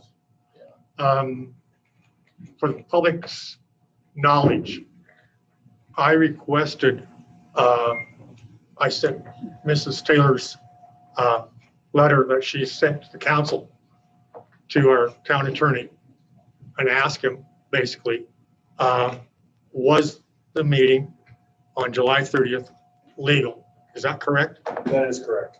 And would you please tell them what your opinion was and why? Yeah, it was a special meeting, is my understanding it was called, and it was legal as far as what's required of a special meeting. For a special meeting, there only needs to be access for a news outlet to post it if they so ask for it. The town here actually went above that and posted it publicly. It only needs to be posted a minimum of 8 hours prior. You did that, the 23rd? So quite a bit ahead of time as far as what's required for special meetings. Minutes were taken and kept. For a special meeting, that's only required if there's action to be taken. My understanding is no action was taken at this meeting. No one voted on anything or decided anything at that point, but the town has even gone above on that and kept minutes for people. So in my opinion, that special meeting was legal. Now, whether or not it meets Wyoming Business Council rules as far as what they want, I'm not going to say on that because I haven't read that and gone on that. But the meeting itself was legal. Thank you. I'm not questioning. No, I'm you- not questioning. No, you've had your chance. Let somebody else speak, please.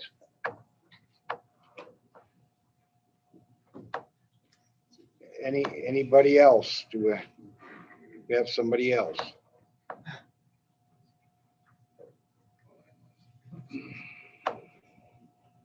I'd like to speak at the end of the meeting. There will be an opportunity to do that. Just for the just for business. Okay, That's what I wanted to bring out. okay. That's it. So, yeah, we're good to.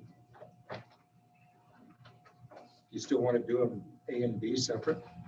Well, Well, it's we been- need to have discussion, therefore. We've I had, want to we've had split our discussion. It's been moved and it's been seconded. If there's no other further discussion, I'll call for the question.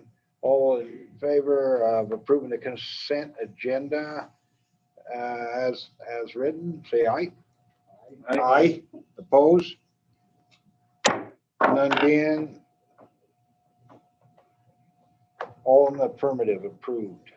Public hearing, adoption of draft master plan.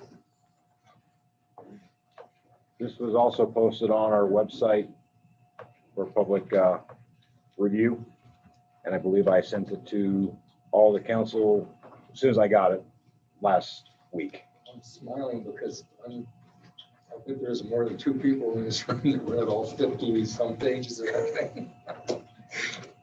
Well, I did. Okay, 3 of us did. I could pull up it on screen share, but it'd be really hard to flip through 50 pages, but it is downloadable. And if anybody wants a copy, we can print it in town hall as well if you want it, but it is available online to view. It has been. So what do we need to do? What are you looking for? To adopt it, a motion to adopt it, or what do we have to do?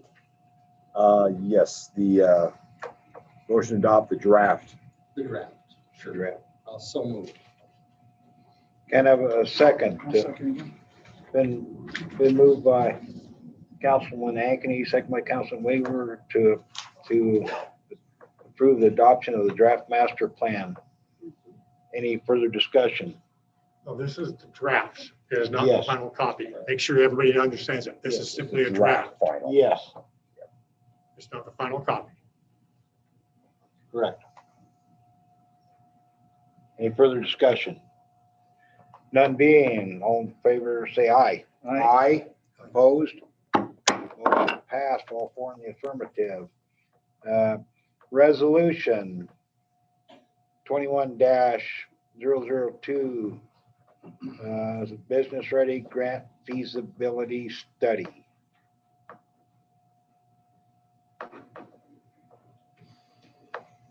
Have a motion to approve. I'll make the motion to approve the grant feasibility study. Can I have a second? I'll second that. Do you want me to formally read it into the record? Yeah. I'll second that, but I will discuss it. Yeah. I have a question, so. Okay, moved and seconded, this discussion. Would you like to read it into the record?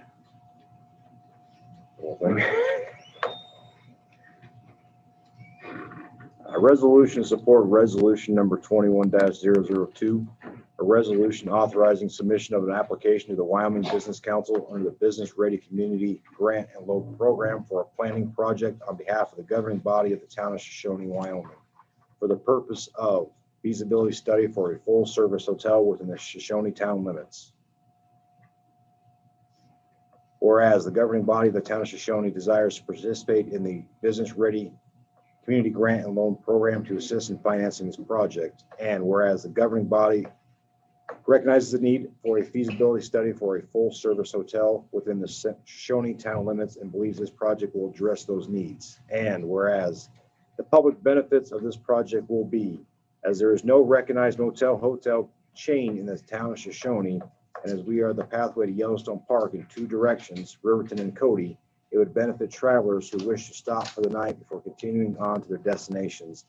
And the consideration, according to 2019 traffic reports, there were approximately 1.3 million vehicles traveling through Shoshone on the way to somewhere. And if there was a full-service hotel available in Shoshone, maybe some of the travelers would choose to stay in our town. Whereas the specific goals and measures of success of this project are, if the town of Shoshone could capture at least 1% of the 1.3 million, it would be substantial for those seeking to stay overnight. Whereas the Business Ready Community Grant Loan Program requires that certain criteria be met as described in the Wyoming Business Council's rules governing the program, and to the best of our knowledge, this application meets those criteria.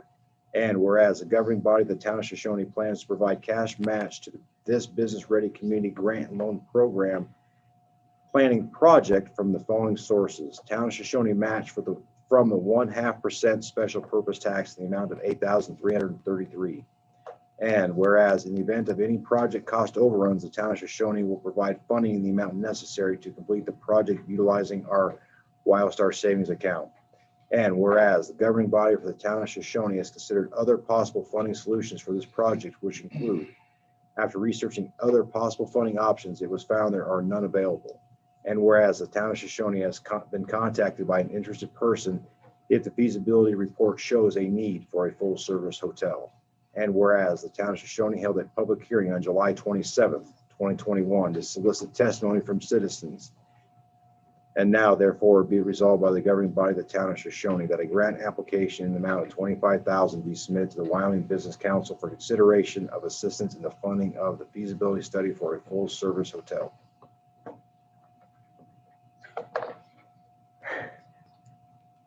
Where's the link? The question I have, are we open to discuss this? Yes. Okay. When I saw other people had questions, I also read the guidelines for that. And I recall that Councilman Demick at one time made some comment to the effect of that, I don't remember, I can paraphrase it, but if a chain or something came in, that they could very well put the people we have now out of business, and then maybe we should be looking at how to help the people we have, you know, because we're not in the business of putting them out of business. And I probably screwed that up something terrible.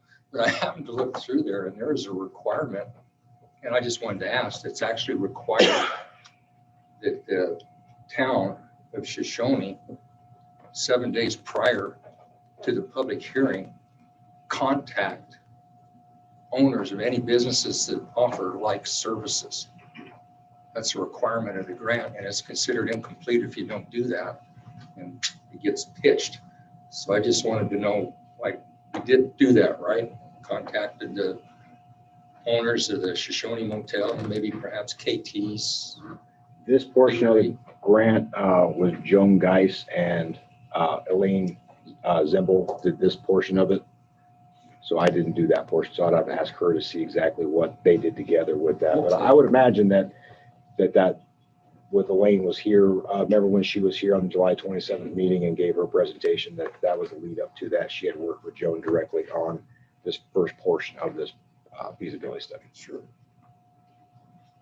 So I guess I don't have that answer specifically to that question. Yeah, I just wanted to, well, there's questions. Yeah, so. The best I can give you is that Elaine No, was here with Joan for the whole process. So I would hope that Elaine. Yeah, and even if that was overlooked, that's something that could be fixed, Mr. Attorney, as we proceed.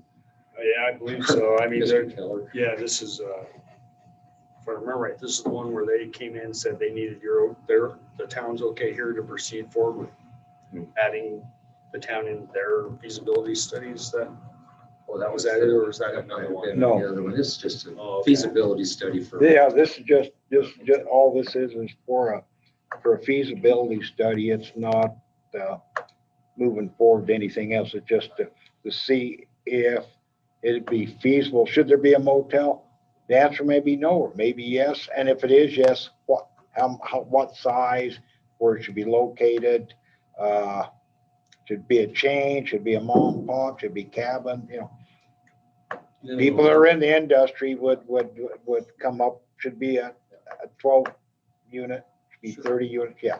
I have no And idea. if anything was overlooked, we can fix that before. And that would be something that the town could also use as a tool to help attract an investor to come in. That's the only question I have. Yeah. Yeah, that should be an easier to notify. And there again, Elena's gonna be here tomorrow. Darn, I wish she was here yesterday. She did notate that Shoshoni has not done one of these in a very, very, very, very, very, very long time. So I would suspect be foreign to a lot of people. Okay, I know I'm supposed to direct the comments to the mayor, but for those of you that may not know, these grants, the grants we're applying for, that's how the road got paved, coming across Herbst Road and out to the mushroom plant. And that's also what got BTI done, was the same grant, and that was 2004, not BTI, BDW, the rail plant, and I think it was 2004 or 2005, it's been a while. Which has nothing new, it's just kind of old. Any other discussion? Where the tail end says has been contacted by an interested person. Is that public knowledge? I can make it, I believe I can make it public. I'll check with Elena on that tomorrow.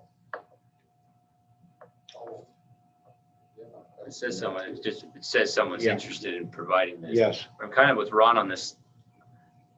If they haven't been contacted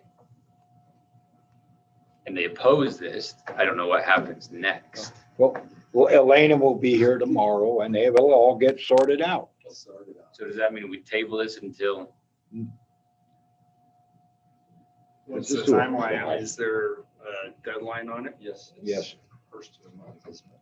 No, 15th. Oh, okay, I thought it was even the 15th of this month. Yes. Oh, I thought it was allowed. That's why she'll be here tomorrow. She's been back and forth. That's 2 weeks earlier than I thought. And this is to apply for the grant.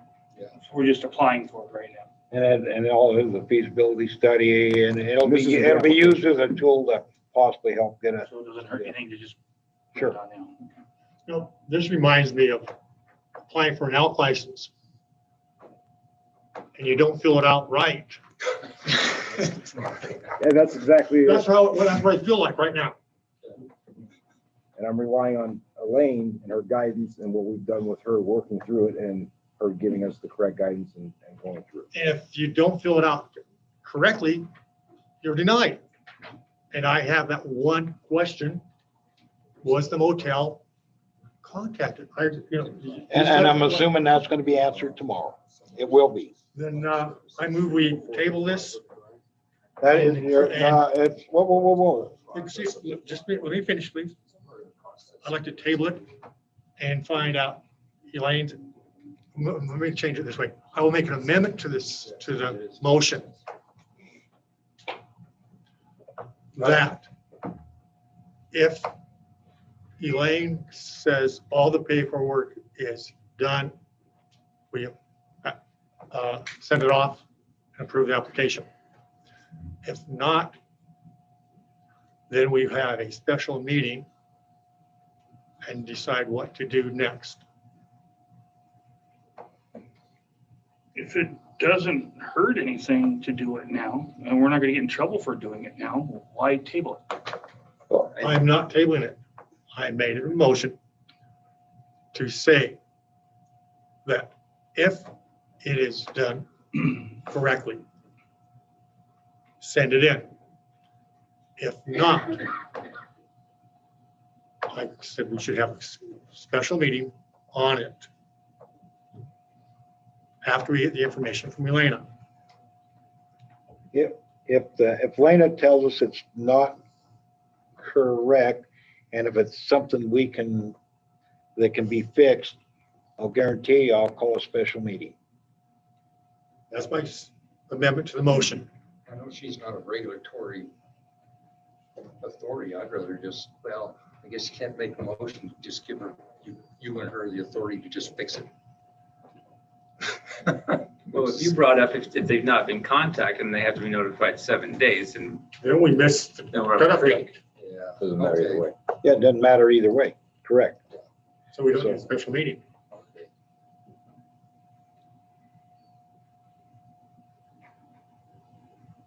Well, then I'll second the amendment.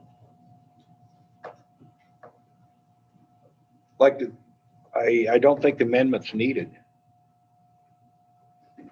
I don't think the amendment's needed because if it's not legal, if it can't move forward, it can't. And that, you know what I'm Makes saying? sense. Yes, that makes sense. So she'll tell us, sorry, guys, this didn't meet the mustard. I misguided, you know, how that happened. But if it's past the mustard for what's required, then we'll move, she will move it forward or she'll stop it tomorrow. And it's not really as pressing as the sewer anyway, is it? If we had to put it off. Probably not, no. Yeah, so it wouldn't be the end of the world. No, and then if that's what she tells us that we need to do, that's what we'll do. Like I said, she's the expert on it, Chris, and we've relied on her direction. And that's how these were brought forward. I'd like So, to call for the question. thank you. That's what you wanted. Been moved and seconded. I didn't get my pencil on, I forgot who did it. You got it? Okay. So we are losing the amendment. All in favor, say aye to approve the resolution, what number? 21-002. 21-002. All in favor, say aye. Aye. Aye. Opposed? Motion passed. All in the affirmative. Resolution 21-003, Business Ready Grant, Shoshoni Business Park Sewer Project.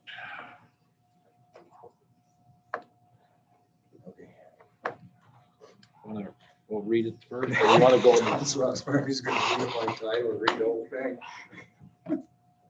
Want me to try to read this one? If you will entertain reading by title only, I will gladly do that. You guys can do that. Yes.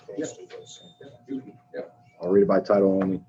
Resolution number 21-003, resolution of support. A resolution authorizing submission of the application to the Wyoming Business Council under the Business Ready Community Grant Loan Program for a community readiness project on behalf of the governing body of the town of Shoshoni, Wyoming, for the purpose of the Shoshoni Business Park Sewer Project, a project to ready our community for new business development by expansion of the west side sewer line.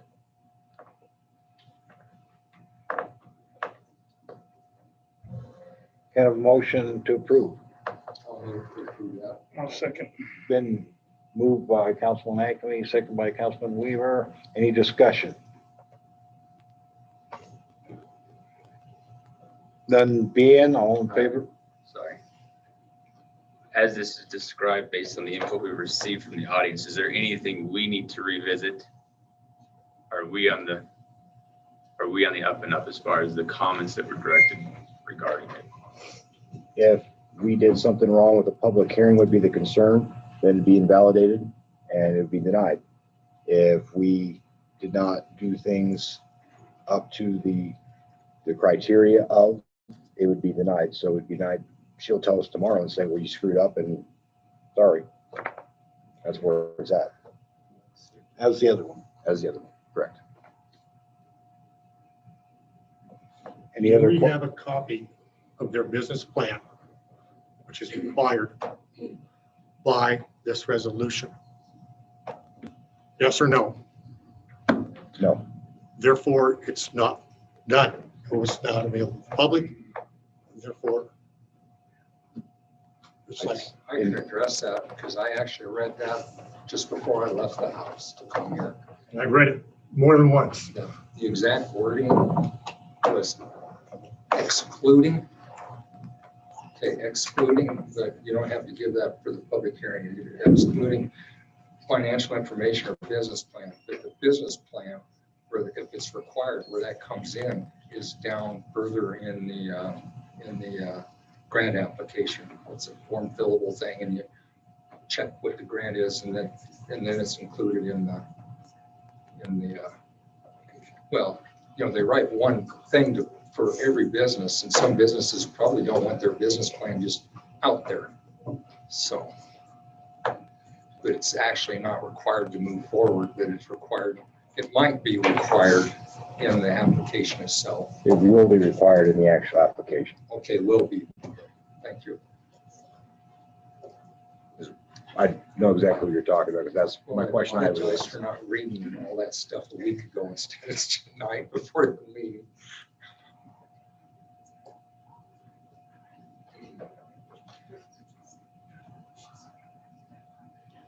Any other questions? None being, all in favor, say aye. Aye. Aye. Opposed? Aye. Motion passed 4-1. Council Zant voted nay.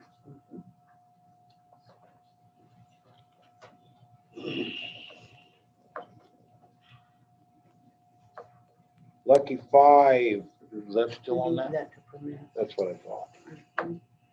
So now we're going to permits? No, it stayed on Lucky 5E. That's the one that. Oh, sales, the sale. Yeah, Lucky 5, 24-hour sales. I have a question, Mr. Mayor. Yes. So since that is a liquor license, it's going to be selling off premise, that has to be part of a public hearing, or what do we have to do here? Oh, so well, there's plenty of public here to hear from. Wake them up. Pardon? This is Lucky 5, is that? Who's representing Lucky 5? Who's that? Mr. Hobby. Okay. I tried to get in the room. We don't have anybody from the Lucky, do we have a, what do we have here? It's just an extension of their existing local permit for consumption or sales outside of that at the event listed on the application as being the Shoshoni Town Plaza on September 4th through September 5th, 1 day malt beverage only permit for sales.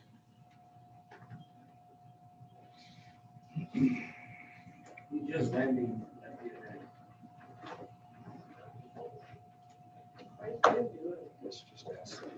They already have a liquor license, Lucky 5, and they're asking permission to sell off premises at the Shoshoni Town Plaza. At the Shoshoni Town Plaza.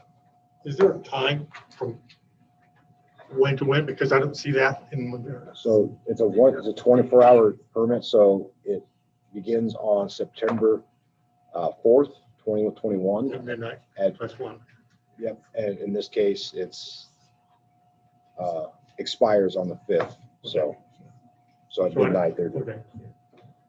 at midnight. Mhm. Well, yeah, exactly, on the 5th, Yes. yeah. Just for malt beverages only. And malt beverages only, correct.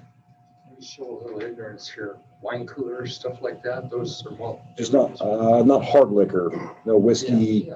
Like, I've heard there's a thing like Mike's Hard Lemonade, I've been told it. So, well, I'm just curious. Those types of beverages, correct. It's basically the same thing that the existing open container allows for consumption of beer, spirit. Did we have a motion on this? Can I have been moved by Councilman Zant to approve? Second by Councilman Weaver. Any further discussion? None being, all in favor, say aye. Aye. Aye. Opposed? Motion passed, all in the affirmative. Permits, Letha Hendrickson, consumption permit. I'll move, we approve that one. I'll second. It's been moved by Councilman Acme, second by Councilman Weaver, to approve consumption permit. Any further discussion? None being, all in favor, say aye. Aye. Aye. Opposed? None being, motion all five, all in the affirmative. Permits, Jordan Whitener, open container consumption permit. I'll move that we approve that one. I'll second. Been moved by Councilman Acme, second by Councilman Weaver. Been, did we approve Jordan Whitener's open container consumption permit? Discussion. I'll let you approve that and then I'll go. Yes. And any further discussion? None being, all in favor, say aye. Aye. Aye. Opposed? Motion passed. None being. I just was gonna touch base on the event. We obviously put on our first one in July 24th, and it was actually a pretty big success. We had granted through the night. We had 72 different adults in attendance. My wife counted. Granted, all 72 were not there at the same point in time, but 72 different faces she counted. However, I'm a little disgruntled that I fund an event out of my pocket and council doesn't support it. I had one member in attendance there. My wife was there and I was at another meeting. You're the mayor, not the council. Okay. I drove through at 9 o'clock on my way home from work and waved to Officer O'Neill. I enjoyed the heck out of it. Well, irregardless, it Literally. was a family event and it was free to the public. And I'm a little saddened that our council didn't attend. But that's all right. With or without you, we moved on and it was a success. So we have the next one obviously planned for September 4th. That event's going to be a lot bigger than this one was. We had shared the flyer I created on Facebook, and somehow it generated some steam and it's ended up in the Intermountain West Regional Car Show's schedule. I don't know. I do know on Facebook they have 80,000 followers following that page. I've already had upwards of 50, 60 people reach out to me on Facebook. I've lost count at this point. Wanted to know if we had a registration form, etc. And where at this point that wasn't a concern because I figured maybe 10 to 15 cars and planned for 70 to 100 cars. That being said,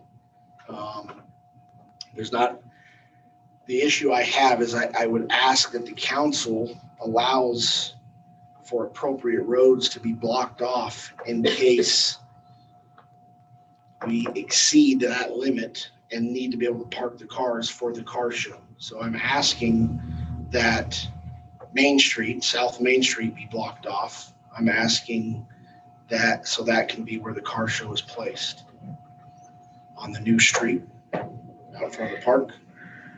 Is that an issue? Along with from Wyoming Street, not the pub, but from First Street, but starting at Wyoming to the other block of. Yeah, you're looking from Wyoming to Main Street and from First to Second on Main Street. Correct. Yeah, we'll consider that. And then maybe potentially the other north first block. Yeah. On Main Street by the senior center. Yeah. Over.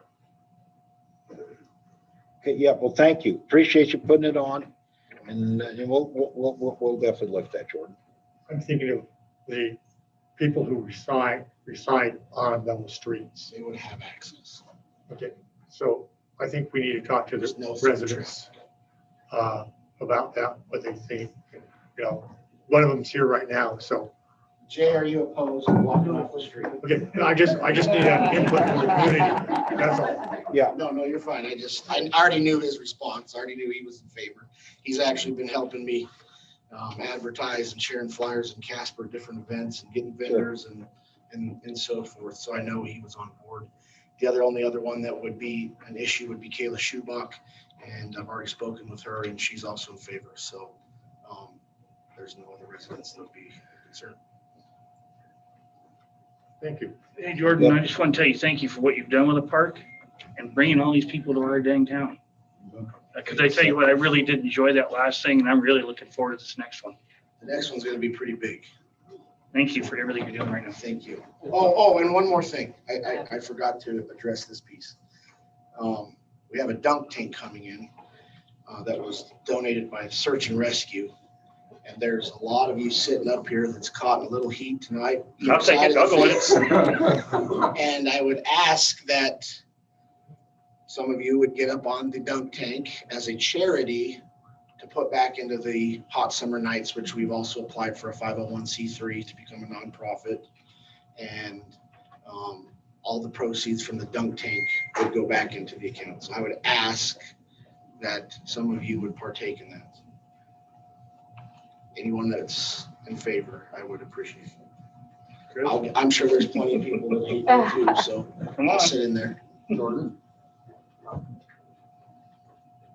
I won't tell you why I wasn't there, but if I'm alive, not like the last time, I'll come by. But on the streets, just figure out the maximum you would need. I'm just a suggestion. Then My thought was we'll do that. Then if you don't need to close it off. I just wanted to plan for too much, and then if not enough, then leave it open. But I wanted to be ahead rather than behind. And you answered my other question. I was going to ask you who Hot Summer Nights is, and if you thought about applying for a. We already have. You're already way ahead of me. We've already sent in our stuff, and now we're just playing the waiting game. Good. So. Thank you. Thank you, There's gonna be guys. ice in that dunk tank. What's that? There's gonna be ice in that dunk tank. Only if you crawl up there. Yeah. I'll get in there if you let me wear my Speedo. Oh, I'm sure there'd be a line.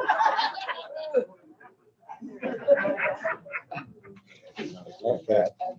Anyway, let's move on. Unfinished business, we have burn piles still. What about Dominic? Oh, Yeah, I don't have it. added, yeah, okay. last permit. Dominic, please. Now we got you.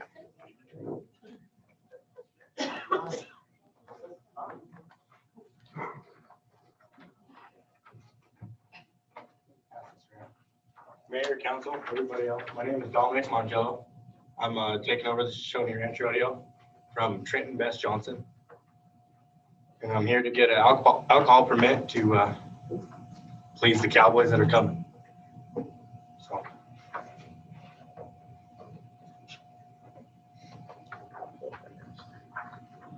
Is this a 2-day event or 1-day event? It was gonna be a 1-day event, but I got a buddy that's gonna put a roping on Sunday. Okay. And that's we what- just changed that today. Okay.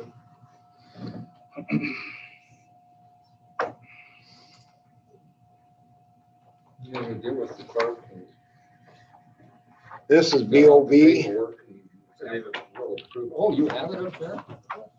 Has he? I didn't see it. It's not No, on we ours. approved that. No, I'm actually Rick. No, because it can't. Cedar Bar is gonna come from Riverton. So. Now, but you're not doing off presence. You're not doing like somebody with a liquor license coming and selling under their license off their premises, are you? At this time, Dominic spoke with me about the possibility of that, so that might be something that comes on the next council meeting, but as of right now, it's just the It's so consumption. small, yeah, okay. Sorry. So it's going to be Cedar. They'll need to apply for the same thing that Lucky Five has done Correct. for this. Yes. I don't have any of that information, so this is just so they can come by it from Lucky Five, the town plaza, and they can not drive it over there because it'd be open container, but walk it over there. I'll move that we approve that. I'll second that. Then moved by Councilman Ankney, second by Councilman Weaver, that we approve the alcohol consumption permit for Dominic. What? Mongillo? Angelo? Angelo. Okay, very good. Any further discussion? I'd just like to say, if there's anything I can do to help, please reach out to me. I'd really like to, whatever I can do to help promote this and future ones, I'm right there with you. Yeah, thank The you. more that grounds is used, the happier I'm gonna be, and I think it's gonna help the town. So thank you for doing what you're doing. Thanks for So, letting me, Mike, thanks for letting me do it. so is that 8 AM or is that like, is that Cowboys eat breakfast? Oh, yeah. That's 8 AM? What's that? I'm looking at the time span, 8 AM. No, my deal doesn't start until 1. I don't. He's still doing the maximum Yes, Okay. maximum hours. Okay. He's asking for 2 days, that's only showing 1, is that correct? Yeah. Yeah. So you only need the alcohol 1 day. 1 day, yeah. Okay. So I'm just, Yeah. See that I always have for breakfast? 8 AM. Yeah. A lot of them do. Any further discussion? You've been around many Cowboys. Get a big loop going out there too. None being, all in favor, say aye. All right. Aye, opposed, You might be the first surprise. motion passed, all in the affirmative. Thank you. No new business. No new schedule, new business schedule. Oh, burn pile. Okay, that's where I was going after. Burn pile, what do we have on the burn pile? Well, I believe this was Councilman Weaver and also Councilman Ankeny, kind of both were talking about the burn pile and some of the thoughts that they've been spoken with from the community. One of which was I lost my words.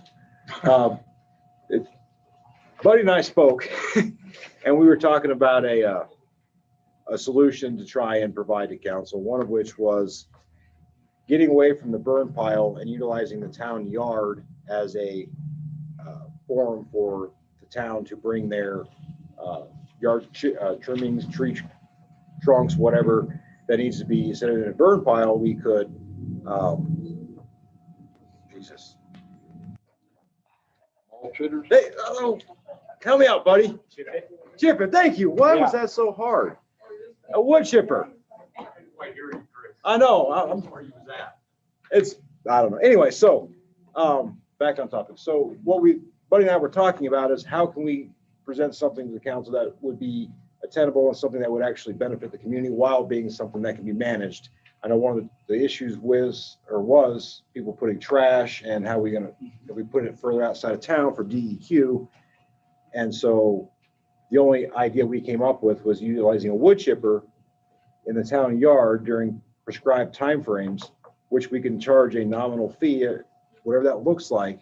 And that's kind of what the proposal would be to do, using the town's resources, but have a fee schedule put in place for the town to utilize. Nominal cost, but enough that over time would pay for the wood chipper, the maintenance, and not be a cost to the town, but provide the benefit to the town without having to go through the DEQ and all the other things that were going on with the burn pile and all the issues that resulted from that. Buddy and I figured that we could make some kind of a plan to present, and that's kind of what we have to give the council. That's all we got to discuss and go from there. Just any type of figure shooting off the hip on the low side, high side, what you guys would have to charge, because I talked to a lot of people in the town over this, people that support me, some people that don't like me at all. But one thing they all had in common is we have to have something for the town. So Buddy does not want to have entire trees. I'm talking 14-foot trees, a large commercial size wood chipper. We're not talking that, it'd be $30,000 or more. We're talking a medium-sized commercial grade chipper that roughly $4,000 to $6,000, somewhere in that range. I don't have all the figures, but that'd be look forward to and look at. But that would allow for the most of what he gets. But if we had a fee schedule, we're talking if somebody wanted to sign up for it, that they can go utilize it. You can add it to a water bill for $1 or $2 a month. Mhm. If they want to do it per truckload, it can be $5 per, whatever that fee schedule looks like. So it's definitely low in cost. Oh, absolutely, yes. Because A lot cheaper than taking it out to I don't know, Sandra, where they take it, or They'll accept it for free in Riverton at the yard waste. you're talking price of gas, $50 to get to Riverton and back. And plus the amount of people that don't want to go to Riverton and don't get this stuff done, because it's a big part of our town cleanup is people having this access. So I like the idea. But I mean, we would have to work on it. That's what the council wants us to pursue. I'm sure that Buddy and I can get together and present a more concrete plan to council to look at, but that's what we came up with. If there's a better idea out there, I don't know, but that's what we got. Mr. Mayor, Yes, go I ahead, Ron. called Gillette. That might have been you. Did you mention to look into which list? And I called up there and they got away from burning, and what they're doing is, because see, if you burn, it has to be clean vegetative material and 1 2x4 in there and all bets are off. So you have to have somebody there when they're disposing of stuff. So they put theirs out by the water treatment plant because there's already somebody there. And they started off kind of small scale, and they were making so much money on selling the wood chips that they've gone all the way up to a full tree chipper. And they do curbside pickup if you bind it up with the right materials, and it's working great for them. Then I talked to the guy at DEQ, and he said they're practically burning 24 hours a day. It seems to him and Lander, they've chosen to go ahead and burn, but they can't burn if there's somebody downwind, and they still have to have somebody there to check when they bring the limbs in. So that's what I found out. So, but considering we went about it separate from each other, we kind of came up with the same thing. Yeah. And thanks for that. Yeah. Buddy and I are nodding together. I don't know what's going on over here. So are you asking for a motion to try and move forward and get some ideas, or you just get to just council blessings and look what's next? Yeah, I mean, Buddy and I just kind of talked about it and just kind of coalesced around that, but we don't exactly have a concrete plan to give for you to vote on. But if this is a direction to go with the council support, that I have no doubts that Buddy and I can work on coming up with a concrete plan to present, take a look at. Need a wood chip. Yes, correct, yes. Right, with the size of wood chipper Then that come back Chris to is that. talking about is, you're gonna be limited on like a 3-inch limb. Anything bigger than that, you gotta get a heavy duty, just like the forestry has, So with what Chris is talking about, 4,000, 4,000? Yeah. What you was- Still start, I mean. There's gonna be a limit on the limb size, so keep that in mind too, that you can't take a whole tree and shove it through there because you just will throw that money out the door because you're gonna destroy that. I'm interested in looking into it. Yeah, it's just options that we was talking about, me and Chris, Yeah, you don't need a motion, just look into it. Just burn pile's been on the agenda like 4 or 5 times, so we figured Buddy and I would present something, at least have an idea. Thanks for putting the time into it so far. Yeah. At least that was a good idea. And if that's something to look forward, we'll put the time into coming up with a plan. Figure out what you need and get a number. We'll take it from there. Police library report, that's next, right? No, they're not. No, they're not ready.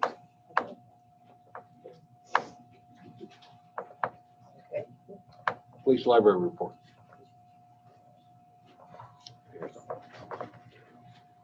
Remember, I couldn't even say wood chipper a minute ago. Been there. I knew what you was trying to say, but I'm trying to say something more, but I was thinking chips. So I just put a summary of the calls for service on the board. I'll read this. The police department is FYI for staffing. We'll be scheduling additional shifts using the YDOT highway safety grants for the Labor Day weekend. Means we'll have all of us working bits and parts of the weekend for Labor Day. In addition, the Shoshoni Police Department has joined the Fremont County Task Force, which is targeting DUI during the holiday weekend. The task force consists of the Fremont County Sheriff's Office, Riverton Police Department, Lander Police Department, Highway Patrol, and the Bureau of Indian Affairs, their law enforcement division. Operations will continue between Friday, September 3rd and Monday, September 6th, with a targeted emphasis on DUI. So please keep that in mind during this Labor Day weekend.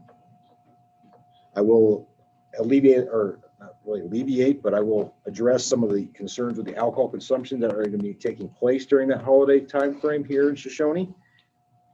Jordan and I are working on getting a taxi service of some sorts, either volunteer or otherwise based, to provide rides back and forth to points in Riverton and Shoshone to try to mitigate the effects of anybody consuming and driving after leaving the parties and the rodeo events. On our equipment side, we're still waiting. Yeah. I did get a call back from WRTA on that, and they're thinking about running 3 or 4 buses from Riverton to here, and from here back to Riverton at AM in the hour. So we should be able to eliminate. He was looking at what that would cost, if it would cost anything, or if they would just sponsor the event. He's looking into some different avenues. It's supposed to go back to you on Thursday, if there is a cost, and if there is, what it is. Thanks, Jordan. We're still waiting the delivery of our patrol vehicle due to the ongoing chip shortage. So apparently the vehicle's been completely built and it's missing one computer chip.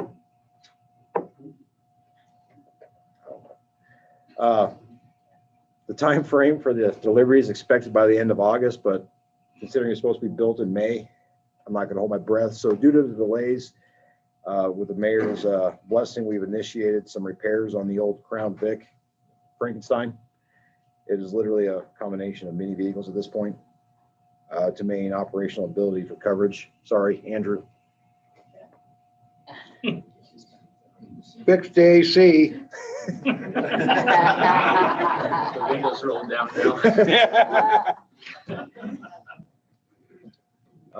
As the summary indicates, the Shoshone Police Department responded to 56 calls for service during the month of July. Reported 6 arrests, 1 for DUI, including 5 felony arrests. This also represents a 93% increase in calls for service as compared to 2020. Again, most of the increase is related to criminal activity, which is also resulting in increased investigation time, including time spent in court and transportation of arrest to a lander. Despite that, the Shoshone Police Department still continues to do traffic enforcement and issued 208 traffic-related citations during the month of July. Community patrols continue to be the priority with an emphasis on side streets and places out of general view. We have noticed teenage activity in the after curfew hours has continued to see improvement as compared to what it was in April, May. The one thing I will note is animal control continues to be a large problem that's being encountered. The Shoshone Police Department remains committed to ensuring the safety of animals and will enforce any incidents of animal cruelty or neglect or any violations of the ordinance that's observed. We've already been over this last council meeting with the animal abuse and neglect things that have taken place. So there's not going to be any tolerance for that. But because of that, we have the animal shelter that we tentatively will be operational by the end of the month, which will provide additional resources to ensure animals are protected and also reduce any future costs to the town for boarding in the event of an animal-related abuse case. Any questions on that? For sure we can find some volunteers for that animal shelter. I would appreciate it. Our house is not the animal shelter. Oh. And then I have the library report. Yes.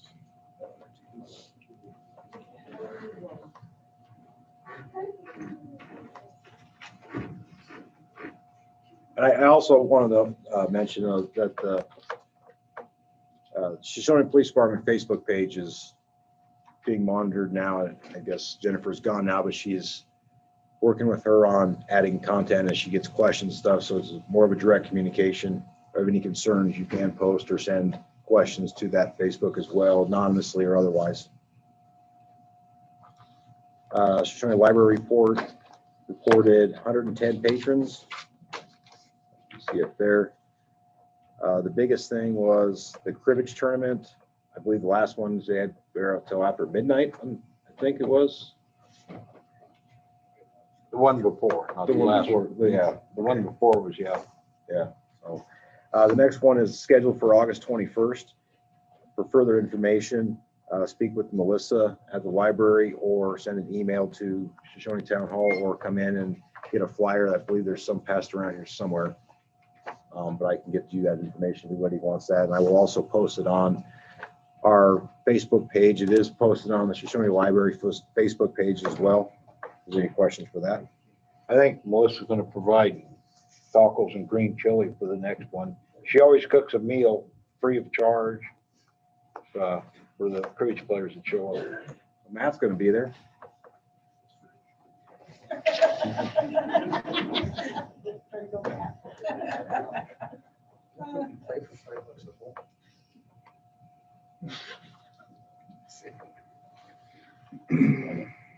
Okay, Public Works.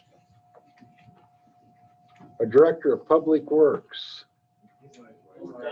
Oh, there he is. Take the maze or- Thanks for your appearance, Mr. Boyle. Oh, yeah. Yeah. Start off with, we've been having some trouble with our wells again. 2 of our wells, well 5 and well 6. Our production of water ain't in jeopardy, but I've been in contact with Bob with Montana Controls, getting maybe a price for him to come down and look at this. One of them's the VFD that's in well 5, keeps tripping out. I don't know why. I mean, it's beyond my smarts to figure out why. Nothing wrong down hole. Like I say, it's in the computer. Same thing with the flow meters that I got. I cannot get the computer to read that flow meter. So there were some things, and eventually I'll get with you guys when I get a price from Bob with Montana Controls of what he's going to charge to come down here and look into it, because it's beyond me. As some people's probably noticed, the fence at the new park is missing some. We haven't got on that. I'm waiting for our little mini excavator to come in to be able to dig down, because them posts were set in concrete, you know, and with the mini it'd be a lot easier plucking it out of there, putting new posts in, redoing the fence. So just in case you guys are wondering why it's still not done. As I was saying, our equipment, got a call from Troy yesterday. The Mini X is supposed to be here late morning of Thursday, so we will have that. This skid steer, it'll be in sooner than what Troy thought with Bobcat, so that's a plus too. We'll get it, you know, won't be very long. I did get a hold of some coal patch, which if you guys travel Maple, you've noticed we threw some in there. So I shouldn't say we. The other guys have been on the weeds, you know, trying to get them knocked down, because, you know, it didn't look right for us to get on the community, our own backyard. So we've been working on that. I was going to talk about the burn out. That's already been brought up. The old Bonneville Road. We've got the signs up there, which is now officially Shoshone Road. So the confusion will stop on that. I know Martin, she was supposed to get a hold of the county and let them know that them signs are up. So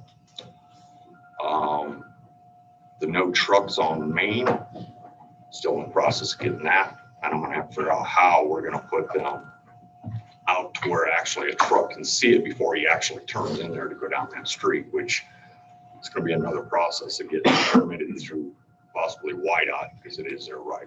So we're working on that. So still haven't got the signs in for that, but I did get the Shoshone Road sign up out there. So that's about all I have for that, unless you guys got questions. Some of the trees I noticed in Plaza, talk about them. Brian did get with me. Another thing, I'm waiting on the mini, so I don't take the hoe in there and tear that new grass up. You know, mini with a track would be a lot easier. We are eventually going to pull the trees. Brian didn't actually say whether he was going to replace them, but my understanding when he put them in there, he guaranteed them. So, Yeah, guaranteed. So that was my understanding. But yes, waiting to pull them out of there, because he does not have his spade to be able to go back in there and pluck them out nice well. We'll get our mini and we'll get them out of there. So he'll probably, I'd imagine, come back with more trees, except the ones that were donated by you from your old place over here. I mean, there was one or two of them that did die, you know, so I don't know if the town wants to buy a tree or maybe talk Brian, put another one in there or what, but just things to think about. So yes, I've been in contact, well, Brian's been in contact with me, I should say, so. Good with the Riverton, they donated that little, one tree. They said that they would be willing to donate more, so maybe I'll get with them, see they'll give us something about maple tree to donate to replace those ones. Yeah, and that little tree there for a while, I thought it was gonna die, but it's coming back, you know, so with any luck, you know, hopefully, it's a fairly small tree and hopefully, you know, don't get knocked over. Eaten by an antelope. But I know that there's a gentleman in the pavilion that has a tree farm that does, his trees are 12 years old. And he charges $400 delivered and set, and he'll come in with a spade and pull the dirt out and bring his tree with dirt in and set it in the hole. But those are, does he got all sorts of trees or is there one specific tree that he? yeah, so he has several varieties, but it gives you, so $400, Right, something yeah. seed run on for a tree. Because yeah, to replant them, they'd have to Because bring a those two spade were in. supposed to be shade trees when they were donated to one, so. I always got varieties of poplar and ash for sure. Like I said, it's a tree farm, that's what he does. Some of them that Bob gave to the town was ash or something like that. They bought. And some of them were doing really good. They surprised me, you know, but I think there was one or two of them that did die. Florida, plus the evergreens, I think there was like 3 of them that might have been dead. So. But yeah, it's in the workings of getting taken care of. So. Thank you. Thanks, buddy. Yep.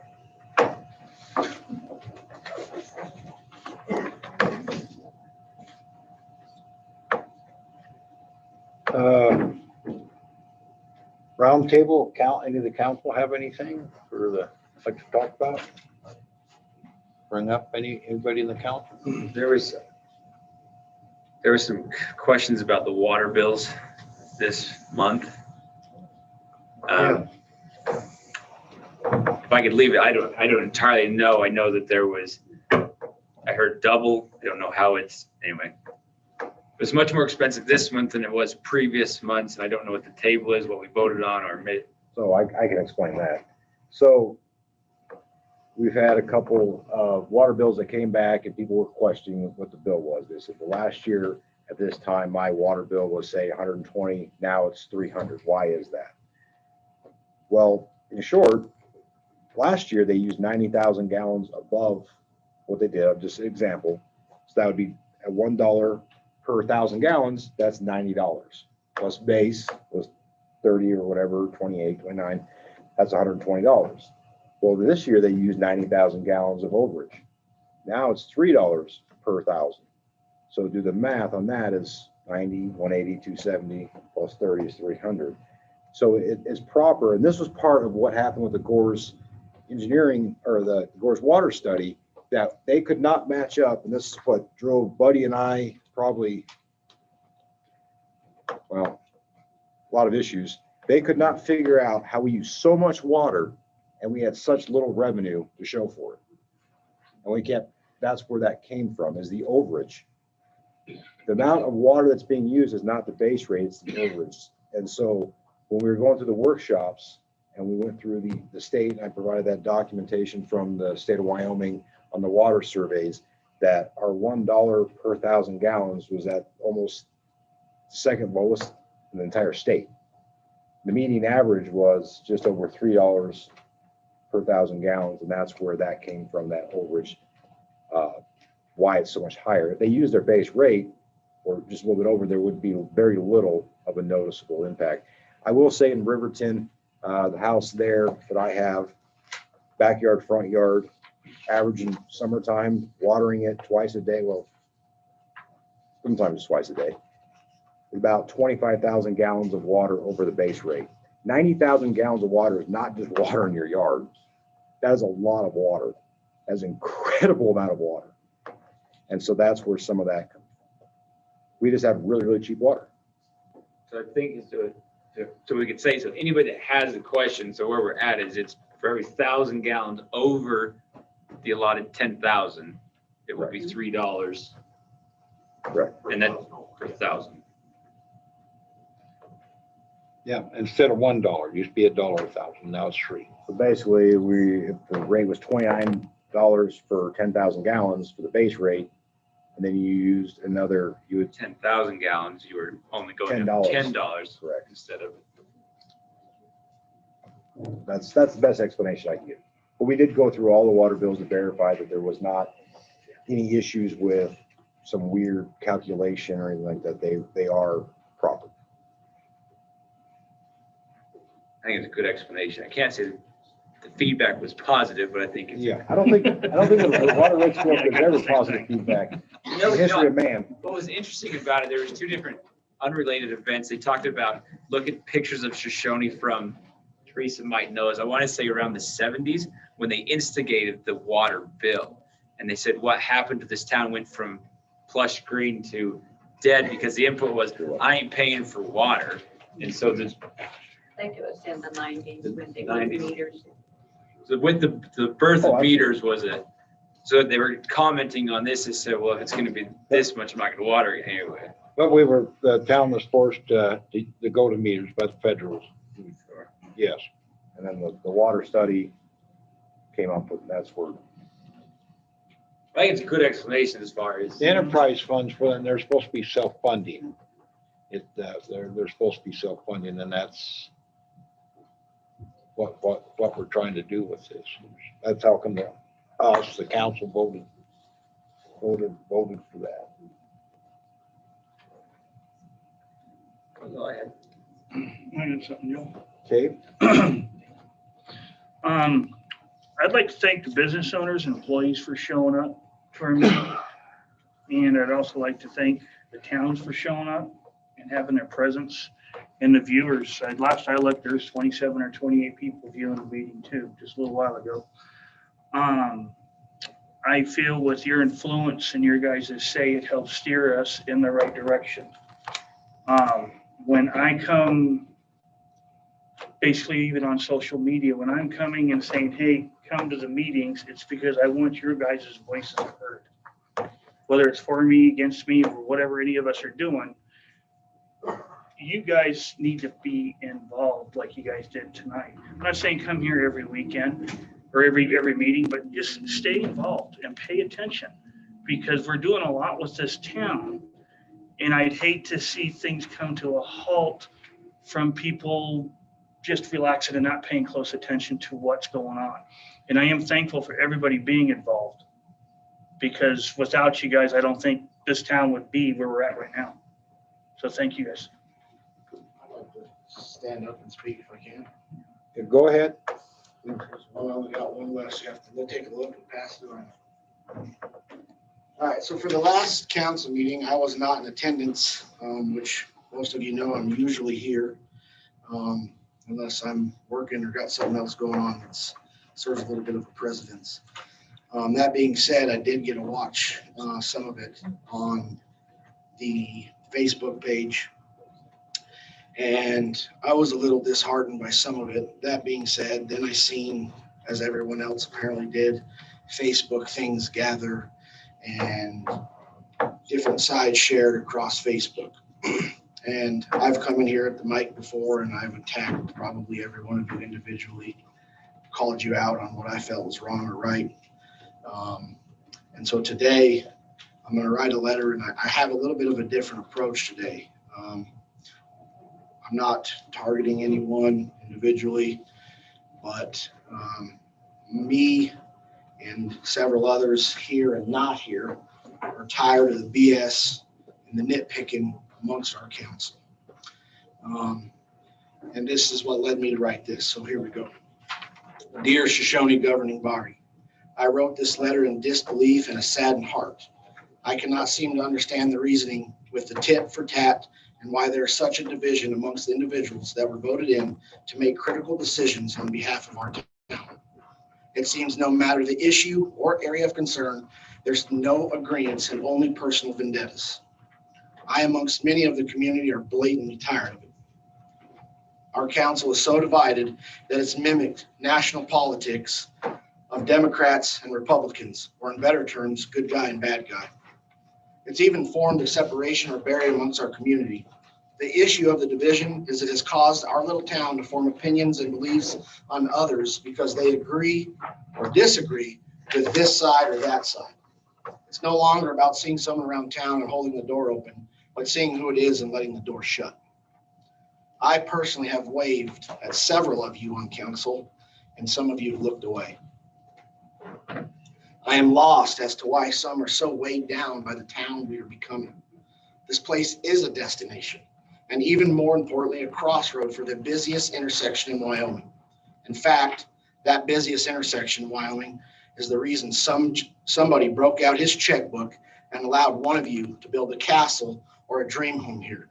This place is such a destination. One of you brought your business here and married a local gal, as well as building a home. This place is such a destination that our previous Senator Bebout fought for a $47 million school to be built here. This place is such a destination that our school district brought 3 of you here. 2 of you teaching, 1 of you's wife's teaching. This place is such a destination that the company where I'm the Intermountain West supervisor is the 4th largest LPG distributor in the nation, have assets here. It's such a destination that there's a waiting list of people looking for rental homes. This place is such a destination that every business in Shoshoni donated to the group of Shoshoni Hot Summer Nights. It's such a destination that every house that has been on the market in the last year has sold or is currently pending. We all have more in common than most of you realize. We have planted roots here, no matter if they are original roots or transplanted roots. They're here in Shoshoni, Wyoming. You can wonder why the hell you chose this place, but we all have for whatever the reason may be. This community is amazing, and I consider every one of you friends, regardless of our differences. It's time all of you take the blinders off and set down any personal betterment and do what you were elected to do, and that's having our community's best interests. There's 2 sides to every story. One's a lie and one's the truth. One of them goes down and one is made up. The worst part in the end is the community that loses. Not you guys, it's us. If this political nonsense continues, you will have underachieved yourself, but more importantly, the people of this community. I ask, if you don't plan to change, and this is the path you so wish to follow, please stand up, flip your name tag over, push your seat in, and do us all a favor and resign. It's not a lost battle, but a battle that you care about your community enough that you're willing to understand you can't let go of the past and it's fogging your vision on the future of this town and community. This town has endless possibilities, and you can keep trying to put off forever until you can't. If you have a chance to better this town, take it. Take it while you have the chance. If you have a dream, chase it, because your dream won't chase you back. It's time to bring this place back to life, and remember this, you have to jump in to be able to swim.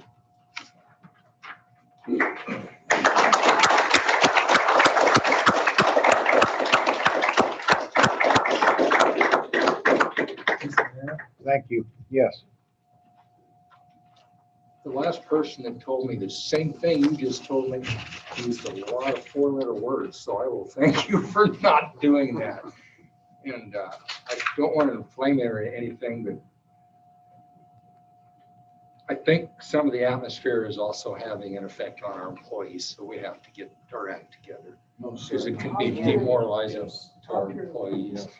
So, but anyway, thank you for, that was much more eloquent than what my neighbor told me. Well said, Thank Jordan. you. Thank you.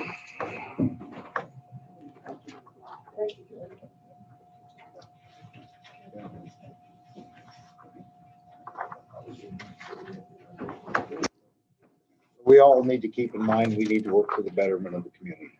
That's what we were elected for.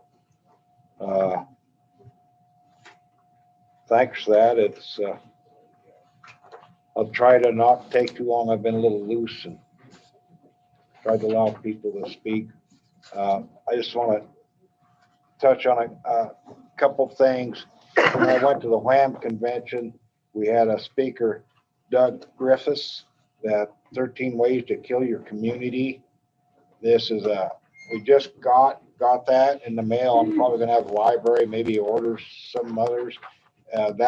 We took some short quotes from it that we placed on the chairs for people to read. I just hope you read it. I'm not gonna take the time to read these quotes. I've presented these out there for about everybody.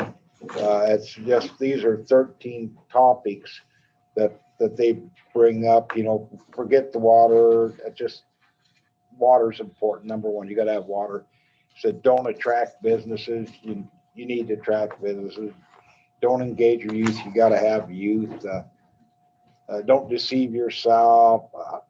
Try to shop local.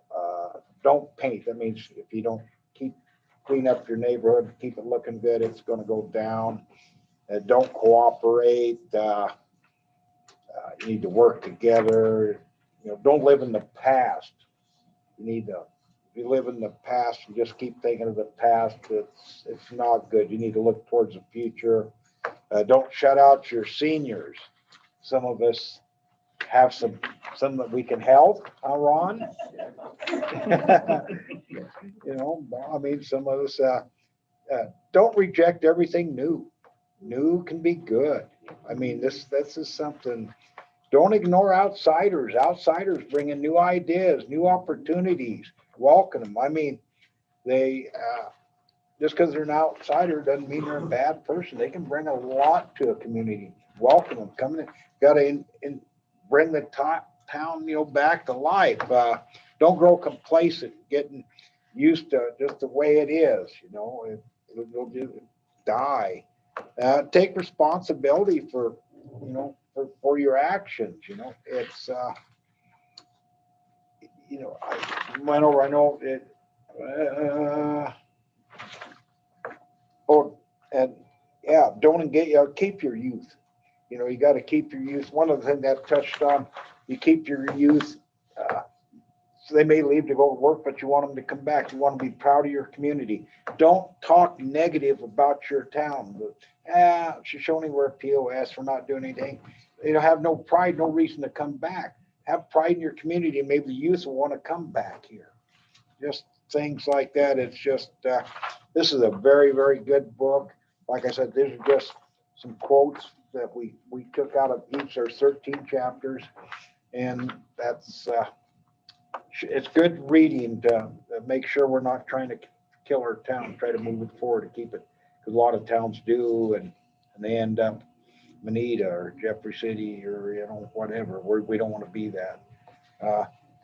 Just touch real. We're on the 28th. We're going to have another round of speed trials out by the mushroom farm. Is allowing us to.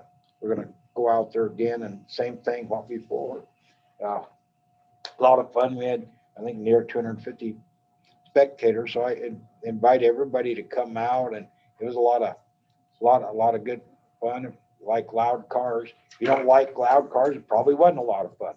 So basically, if nobody has anything else, we have a motion to adjourn. So moved. Second. It didn't take long. Any discussion? None being, it was moved by Councilman Ankeny, second by Councilman Weaver. Very quick second. No further discussion. All in favor, say aye. Aye. Aye. Opposed? Motion passed. All in the affirmative at 10 o'clock or 9:56. 9:56, we got her.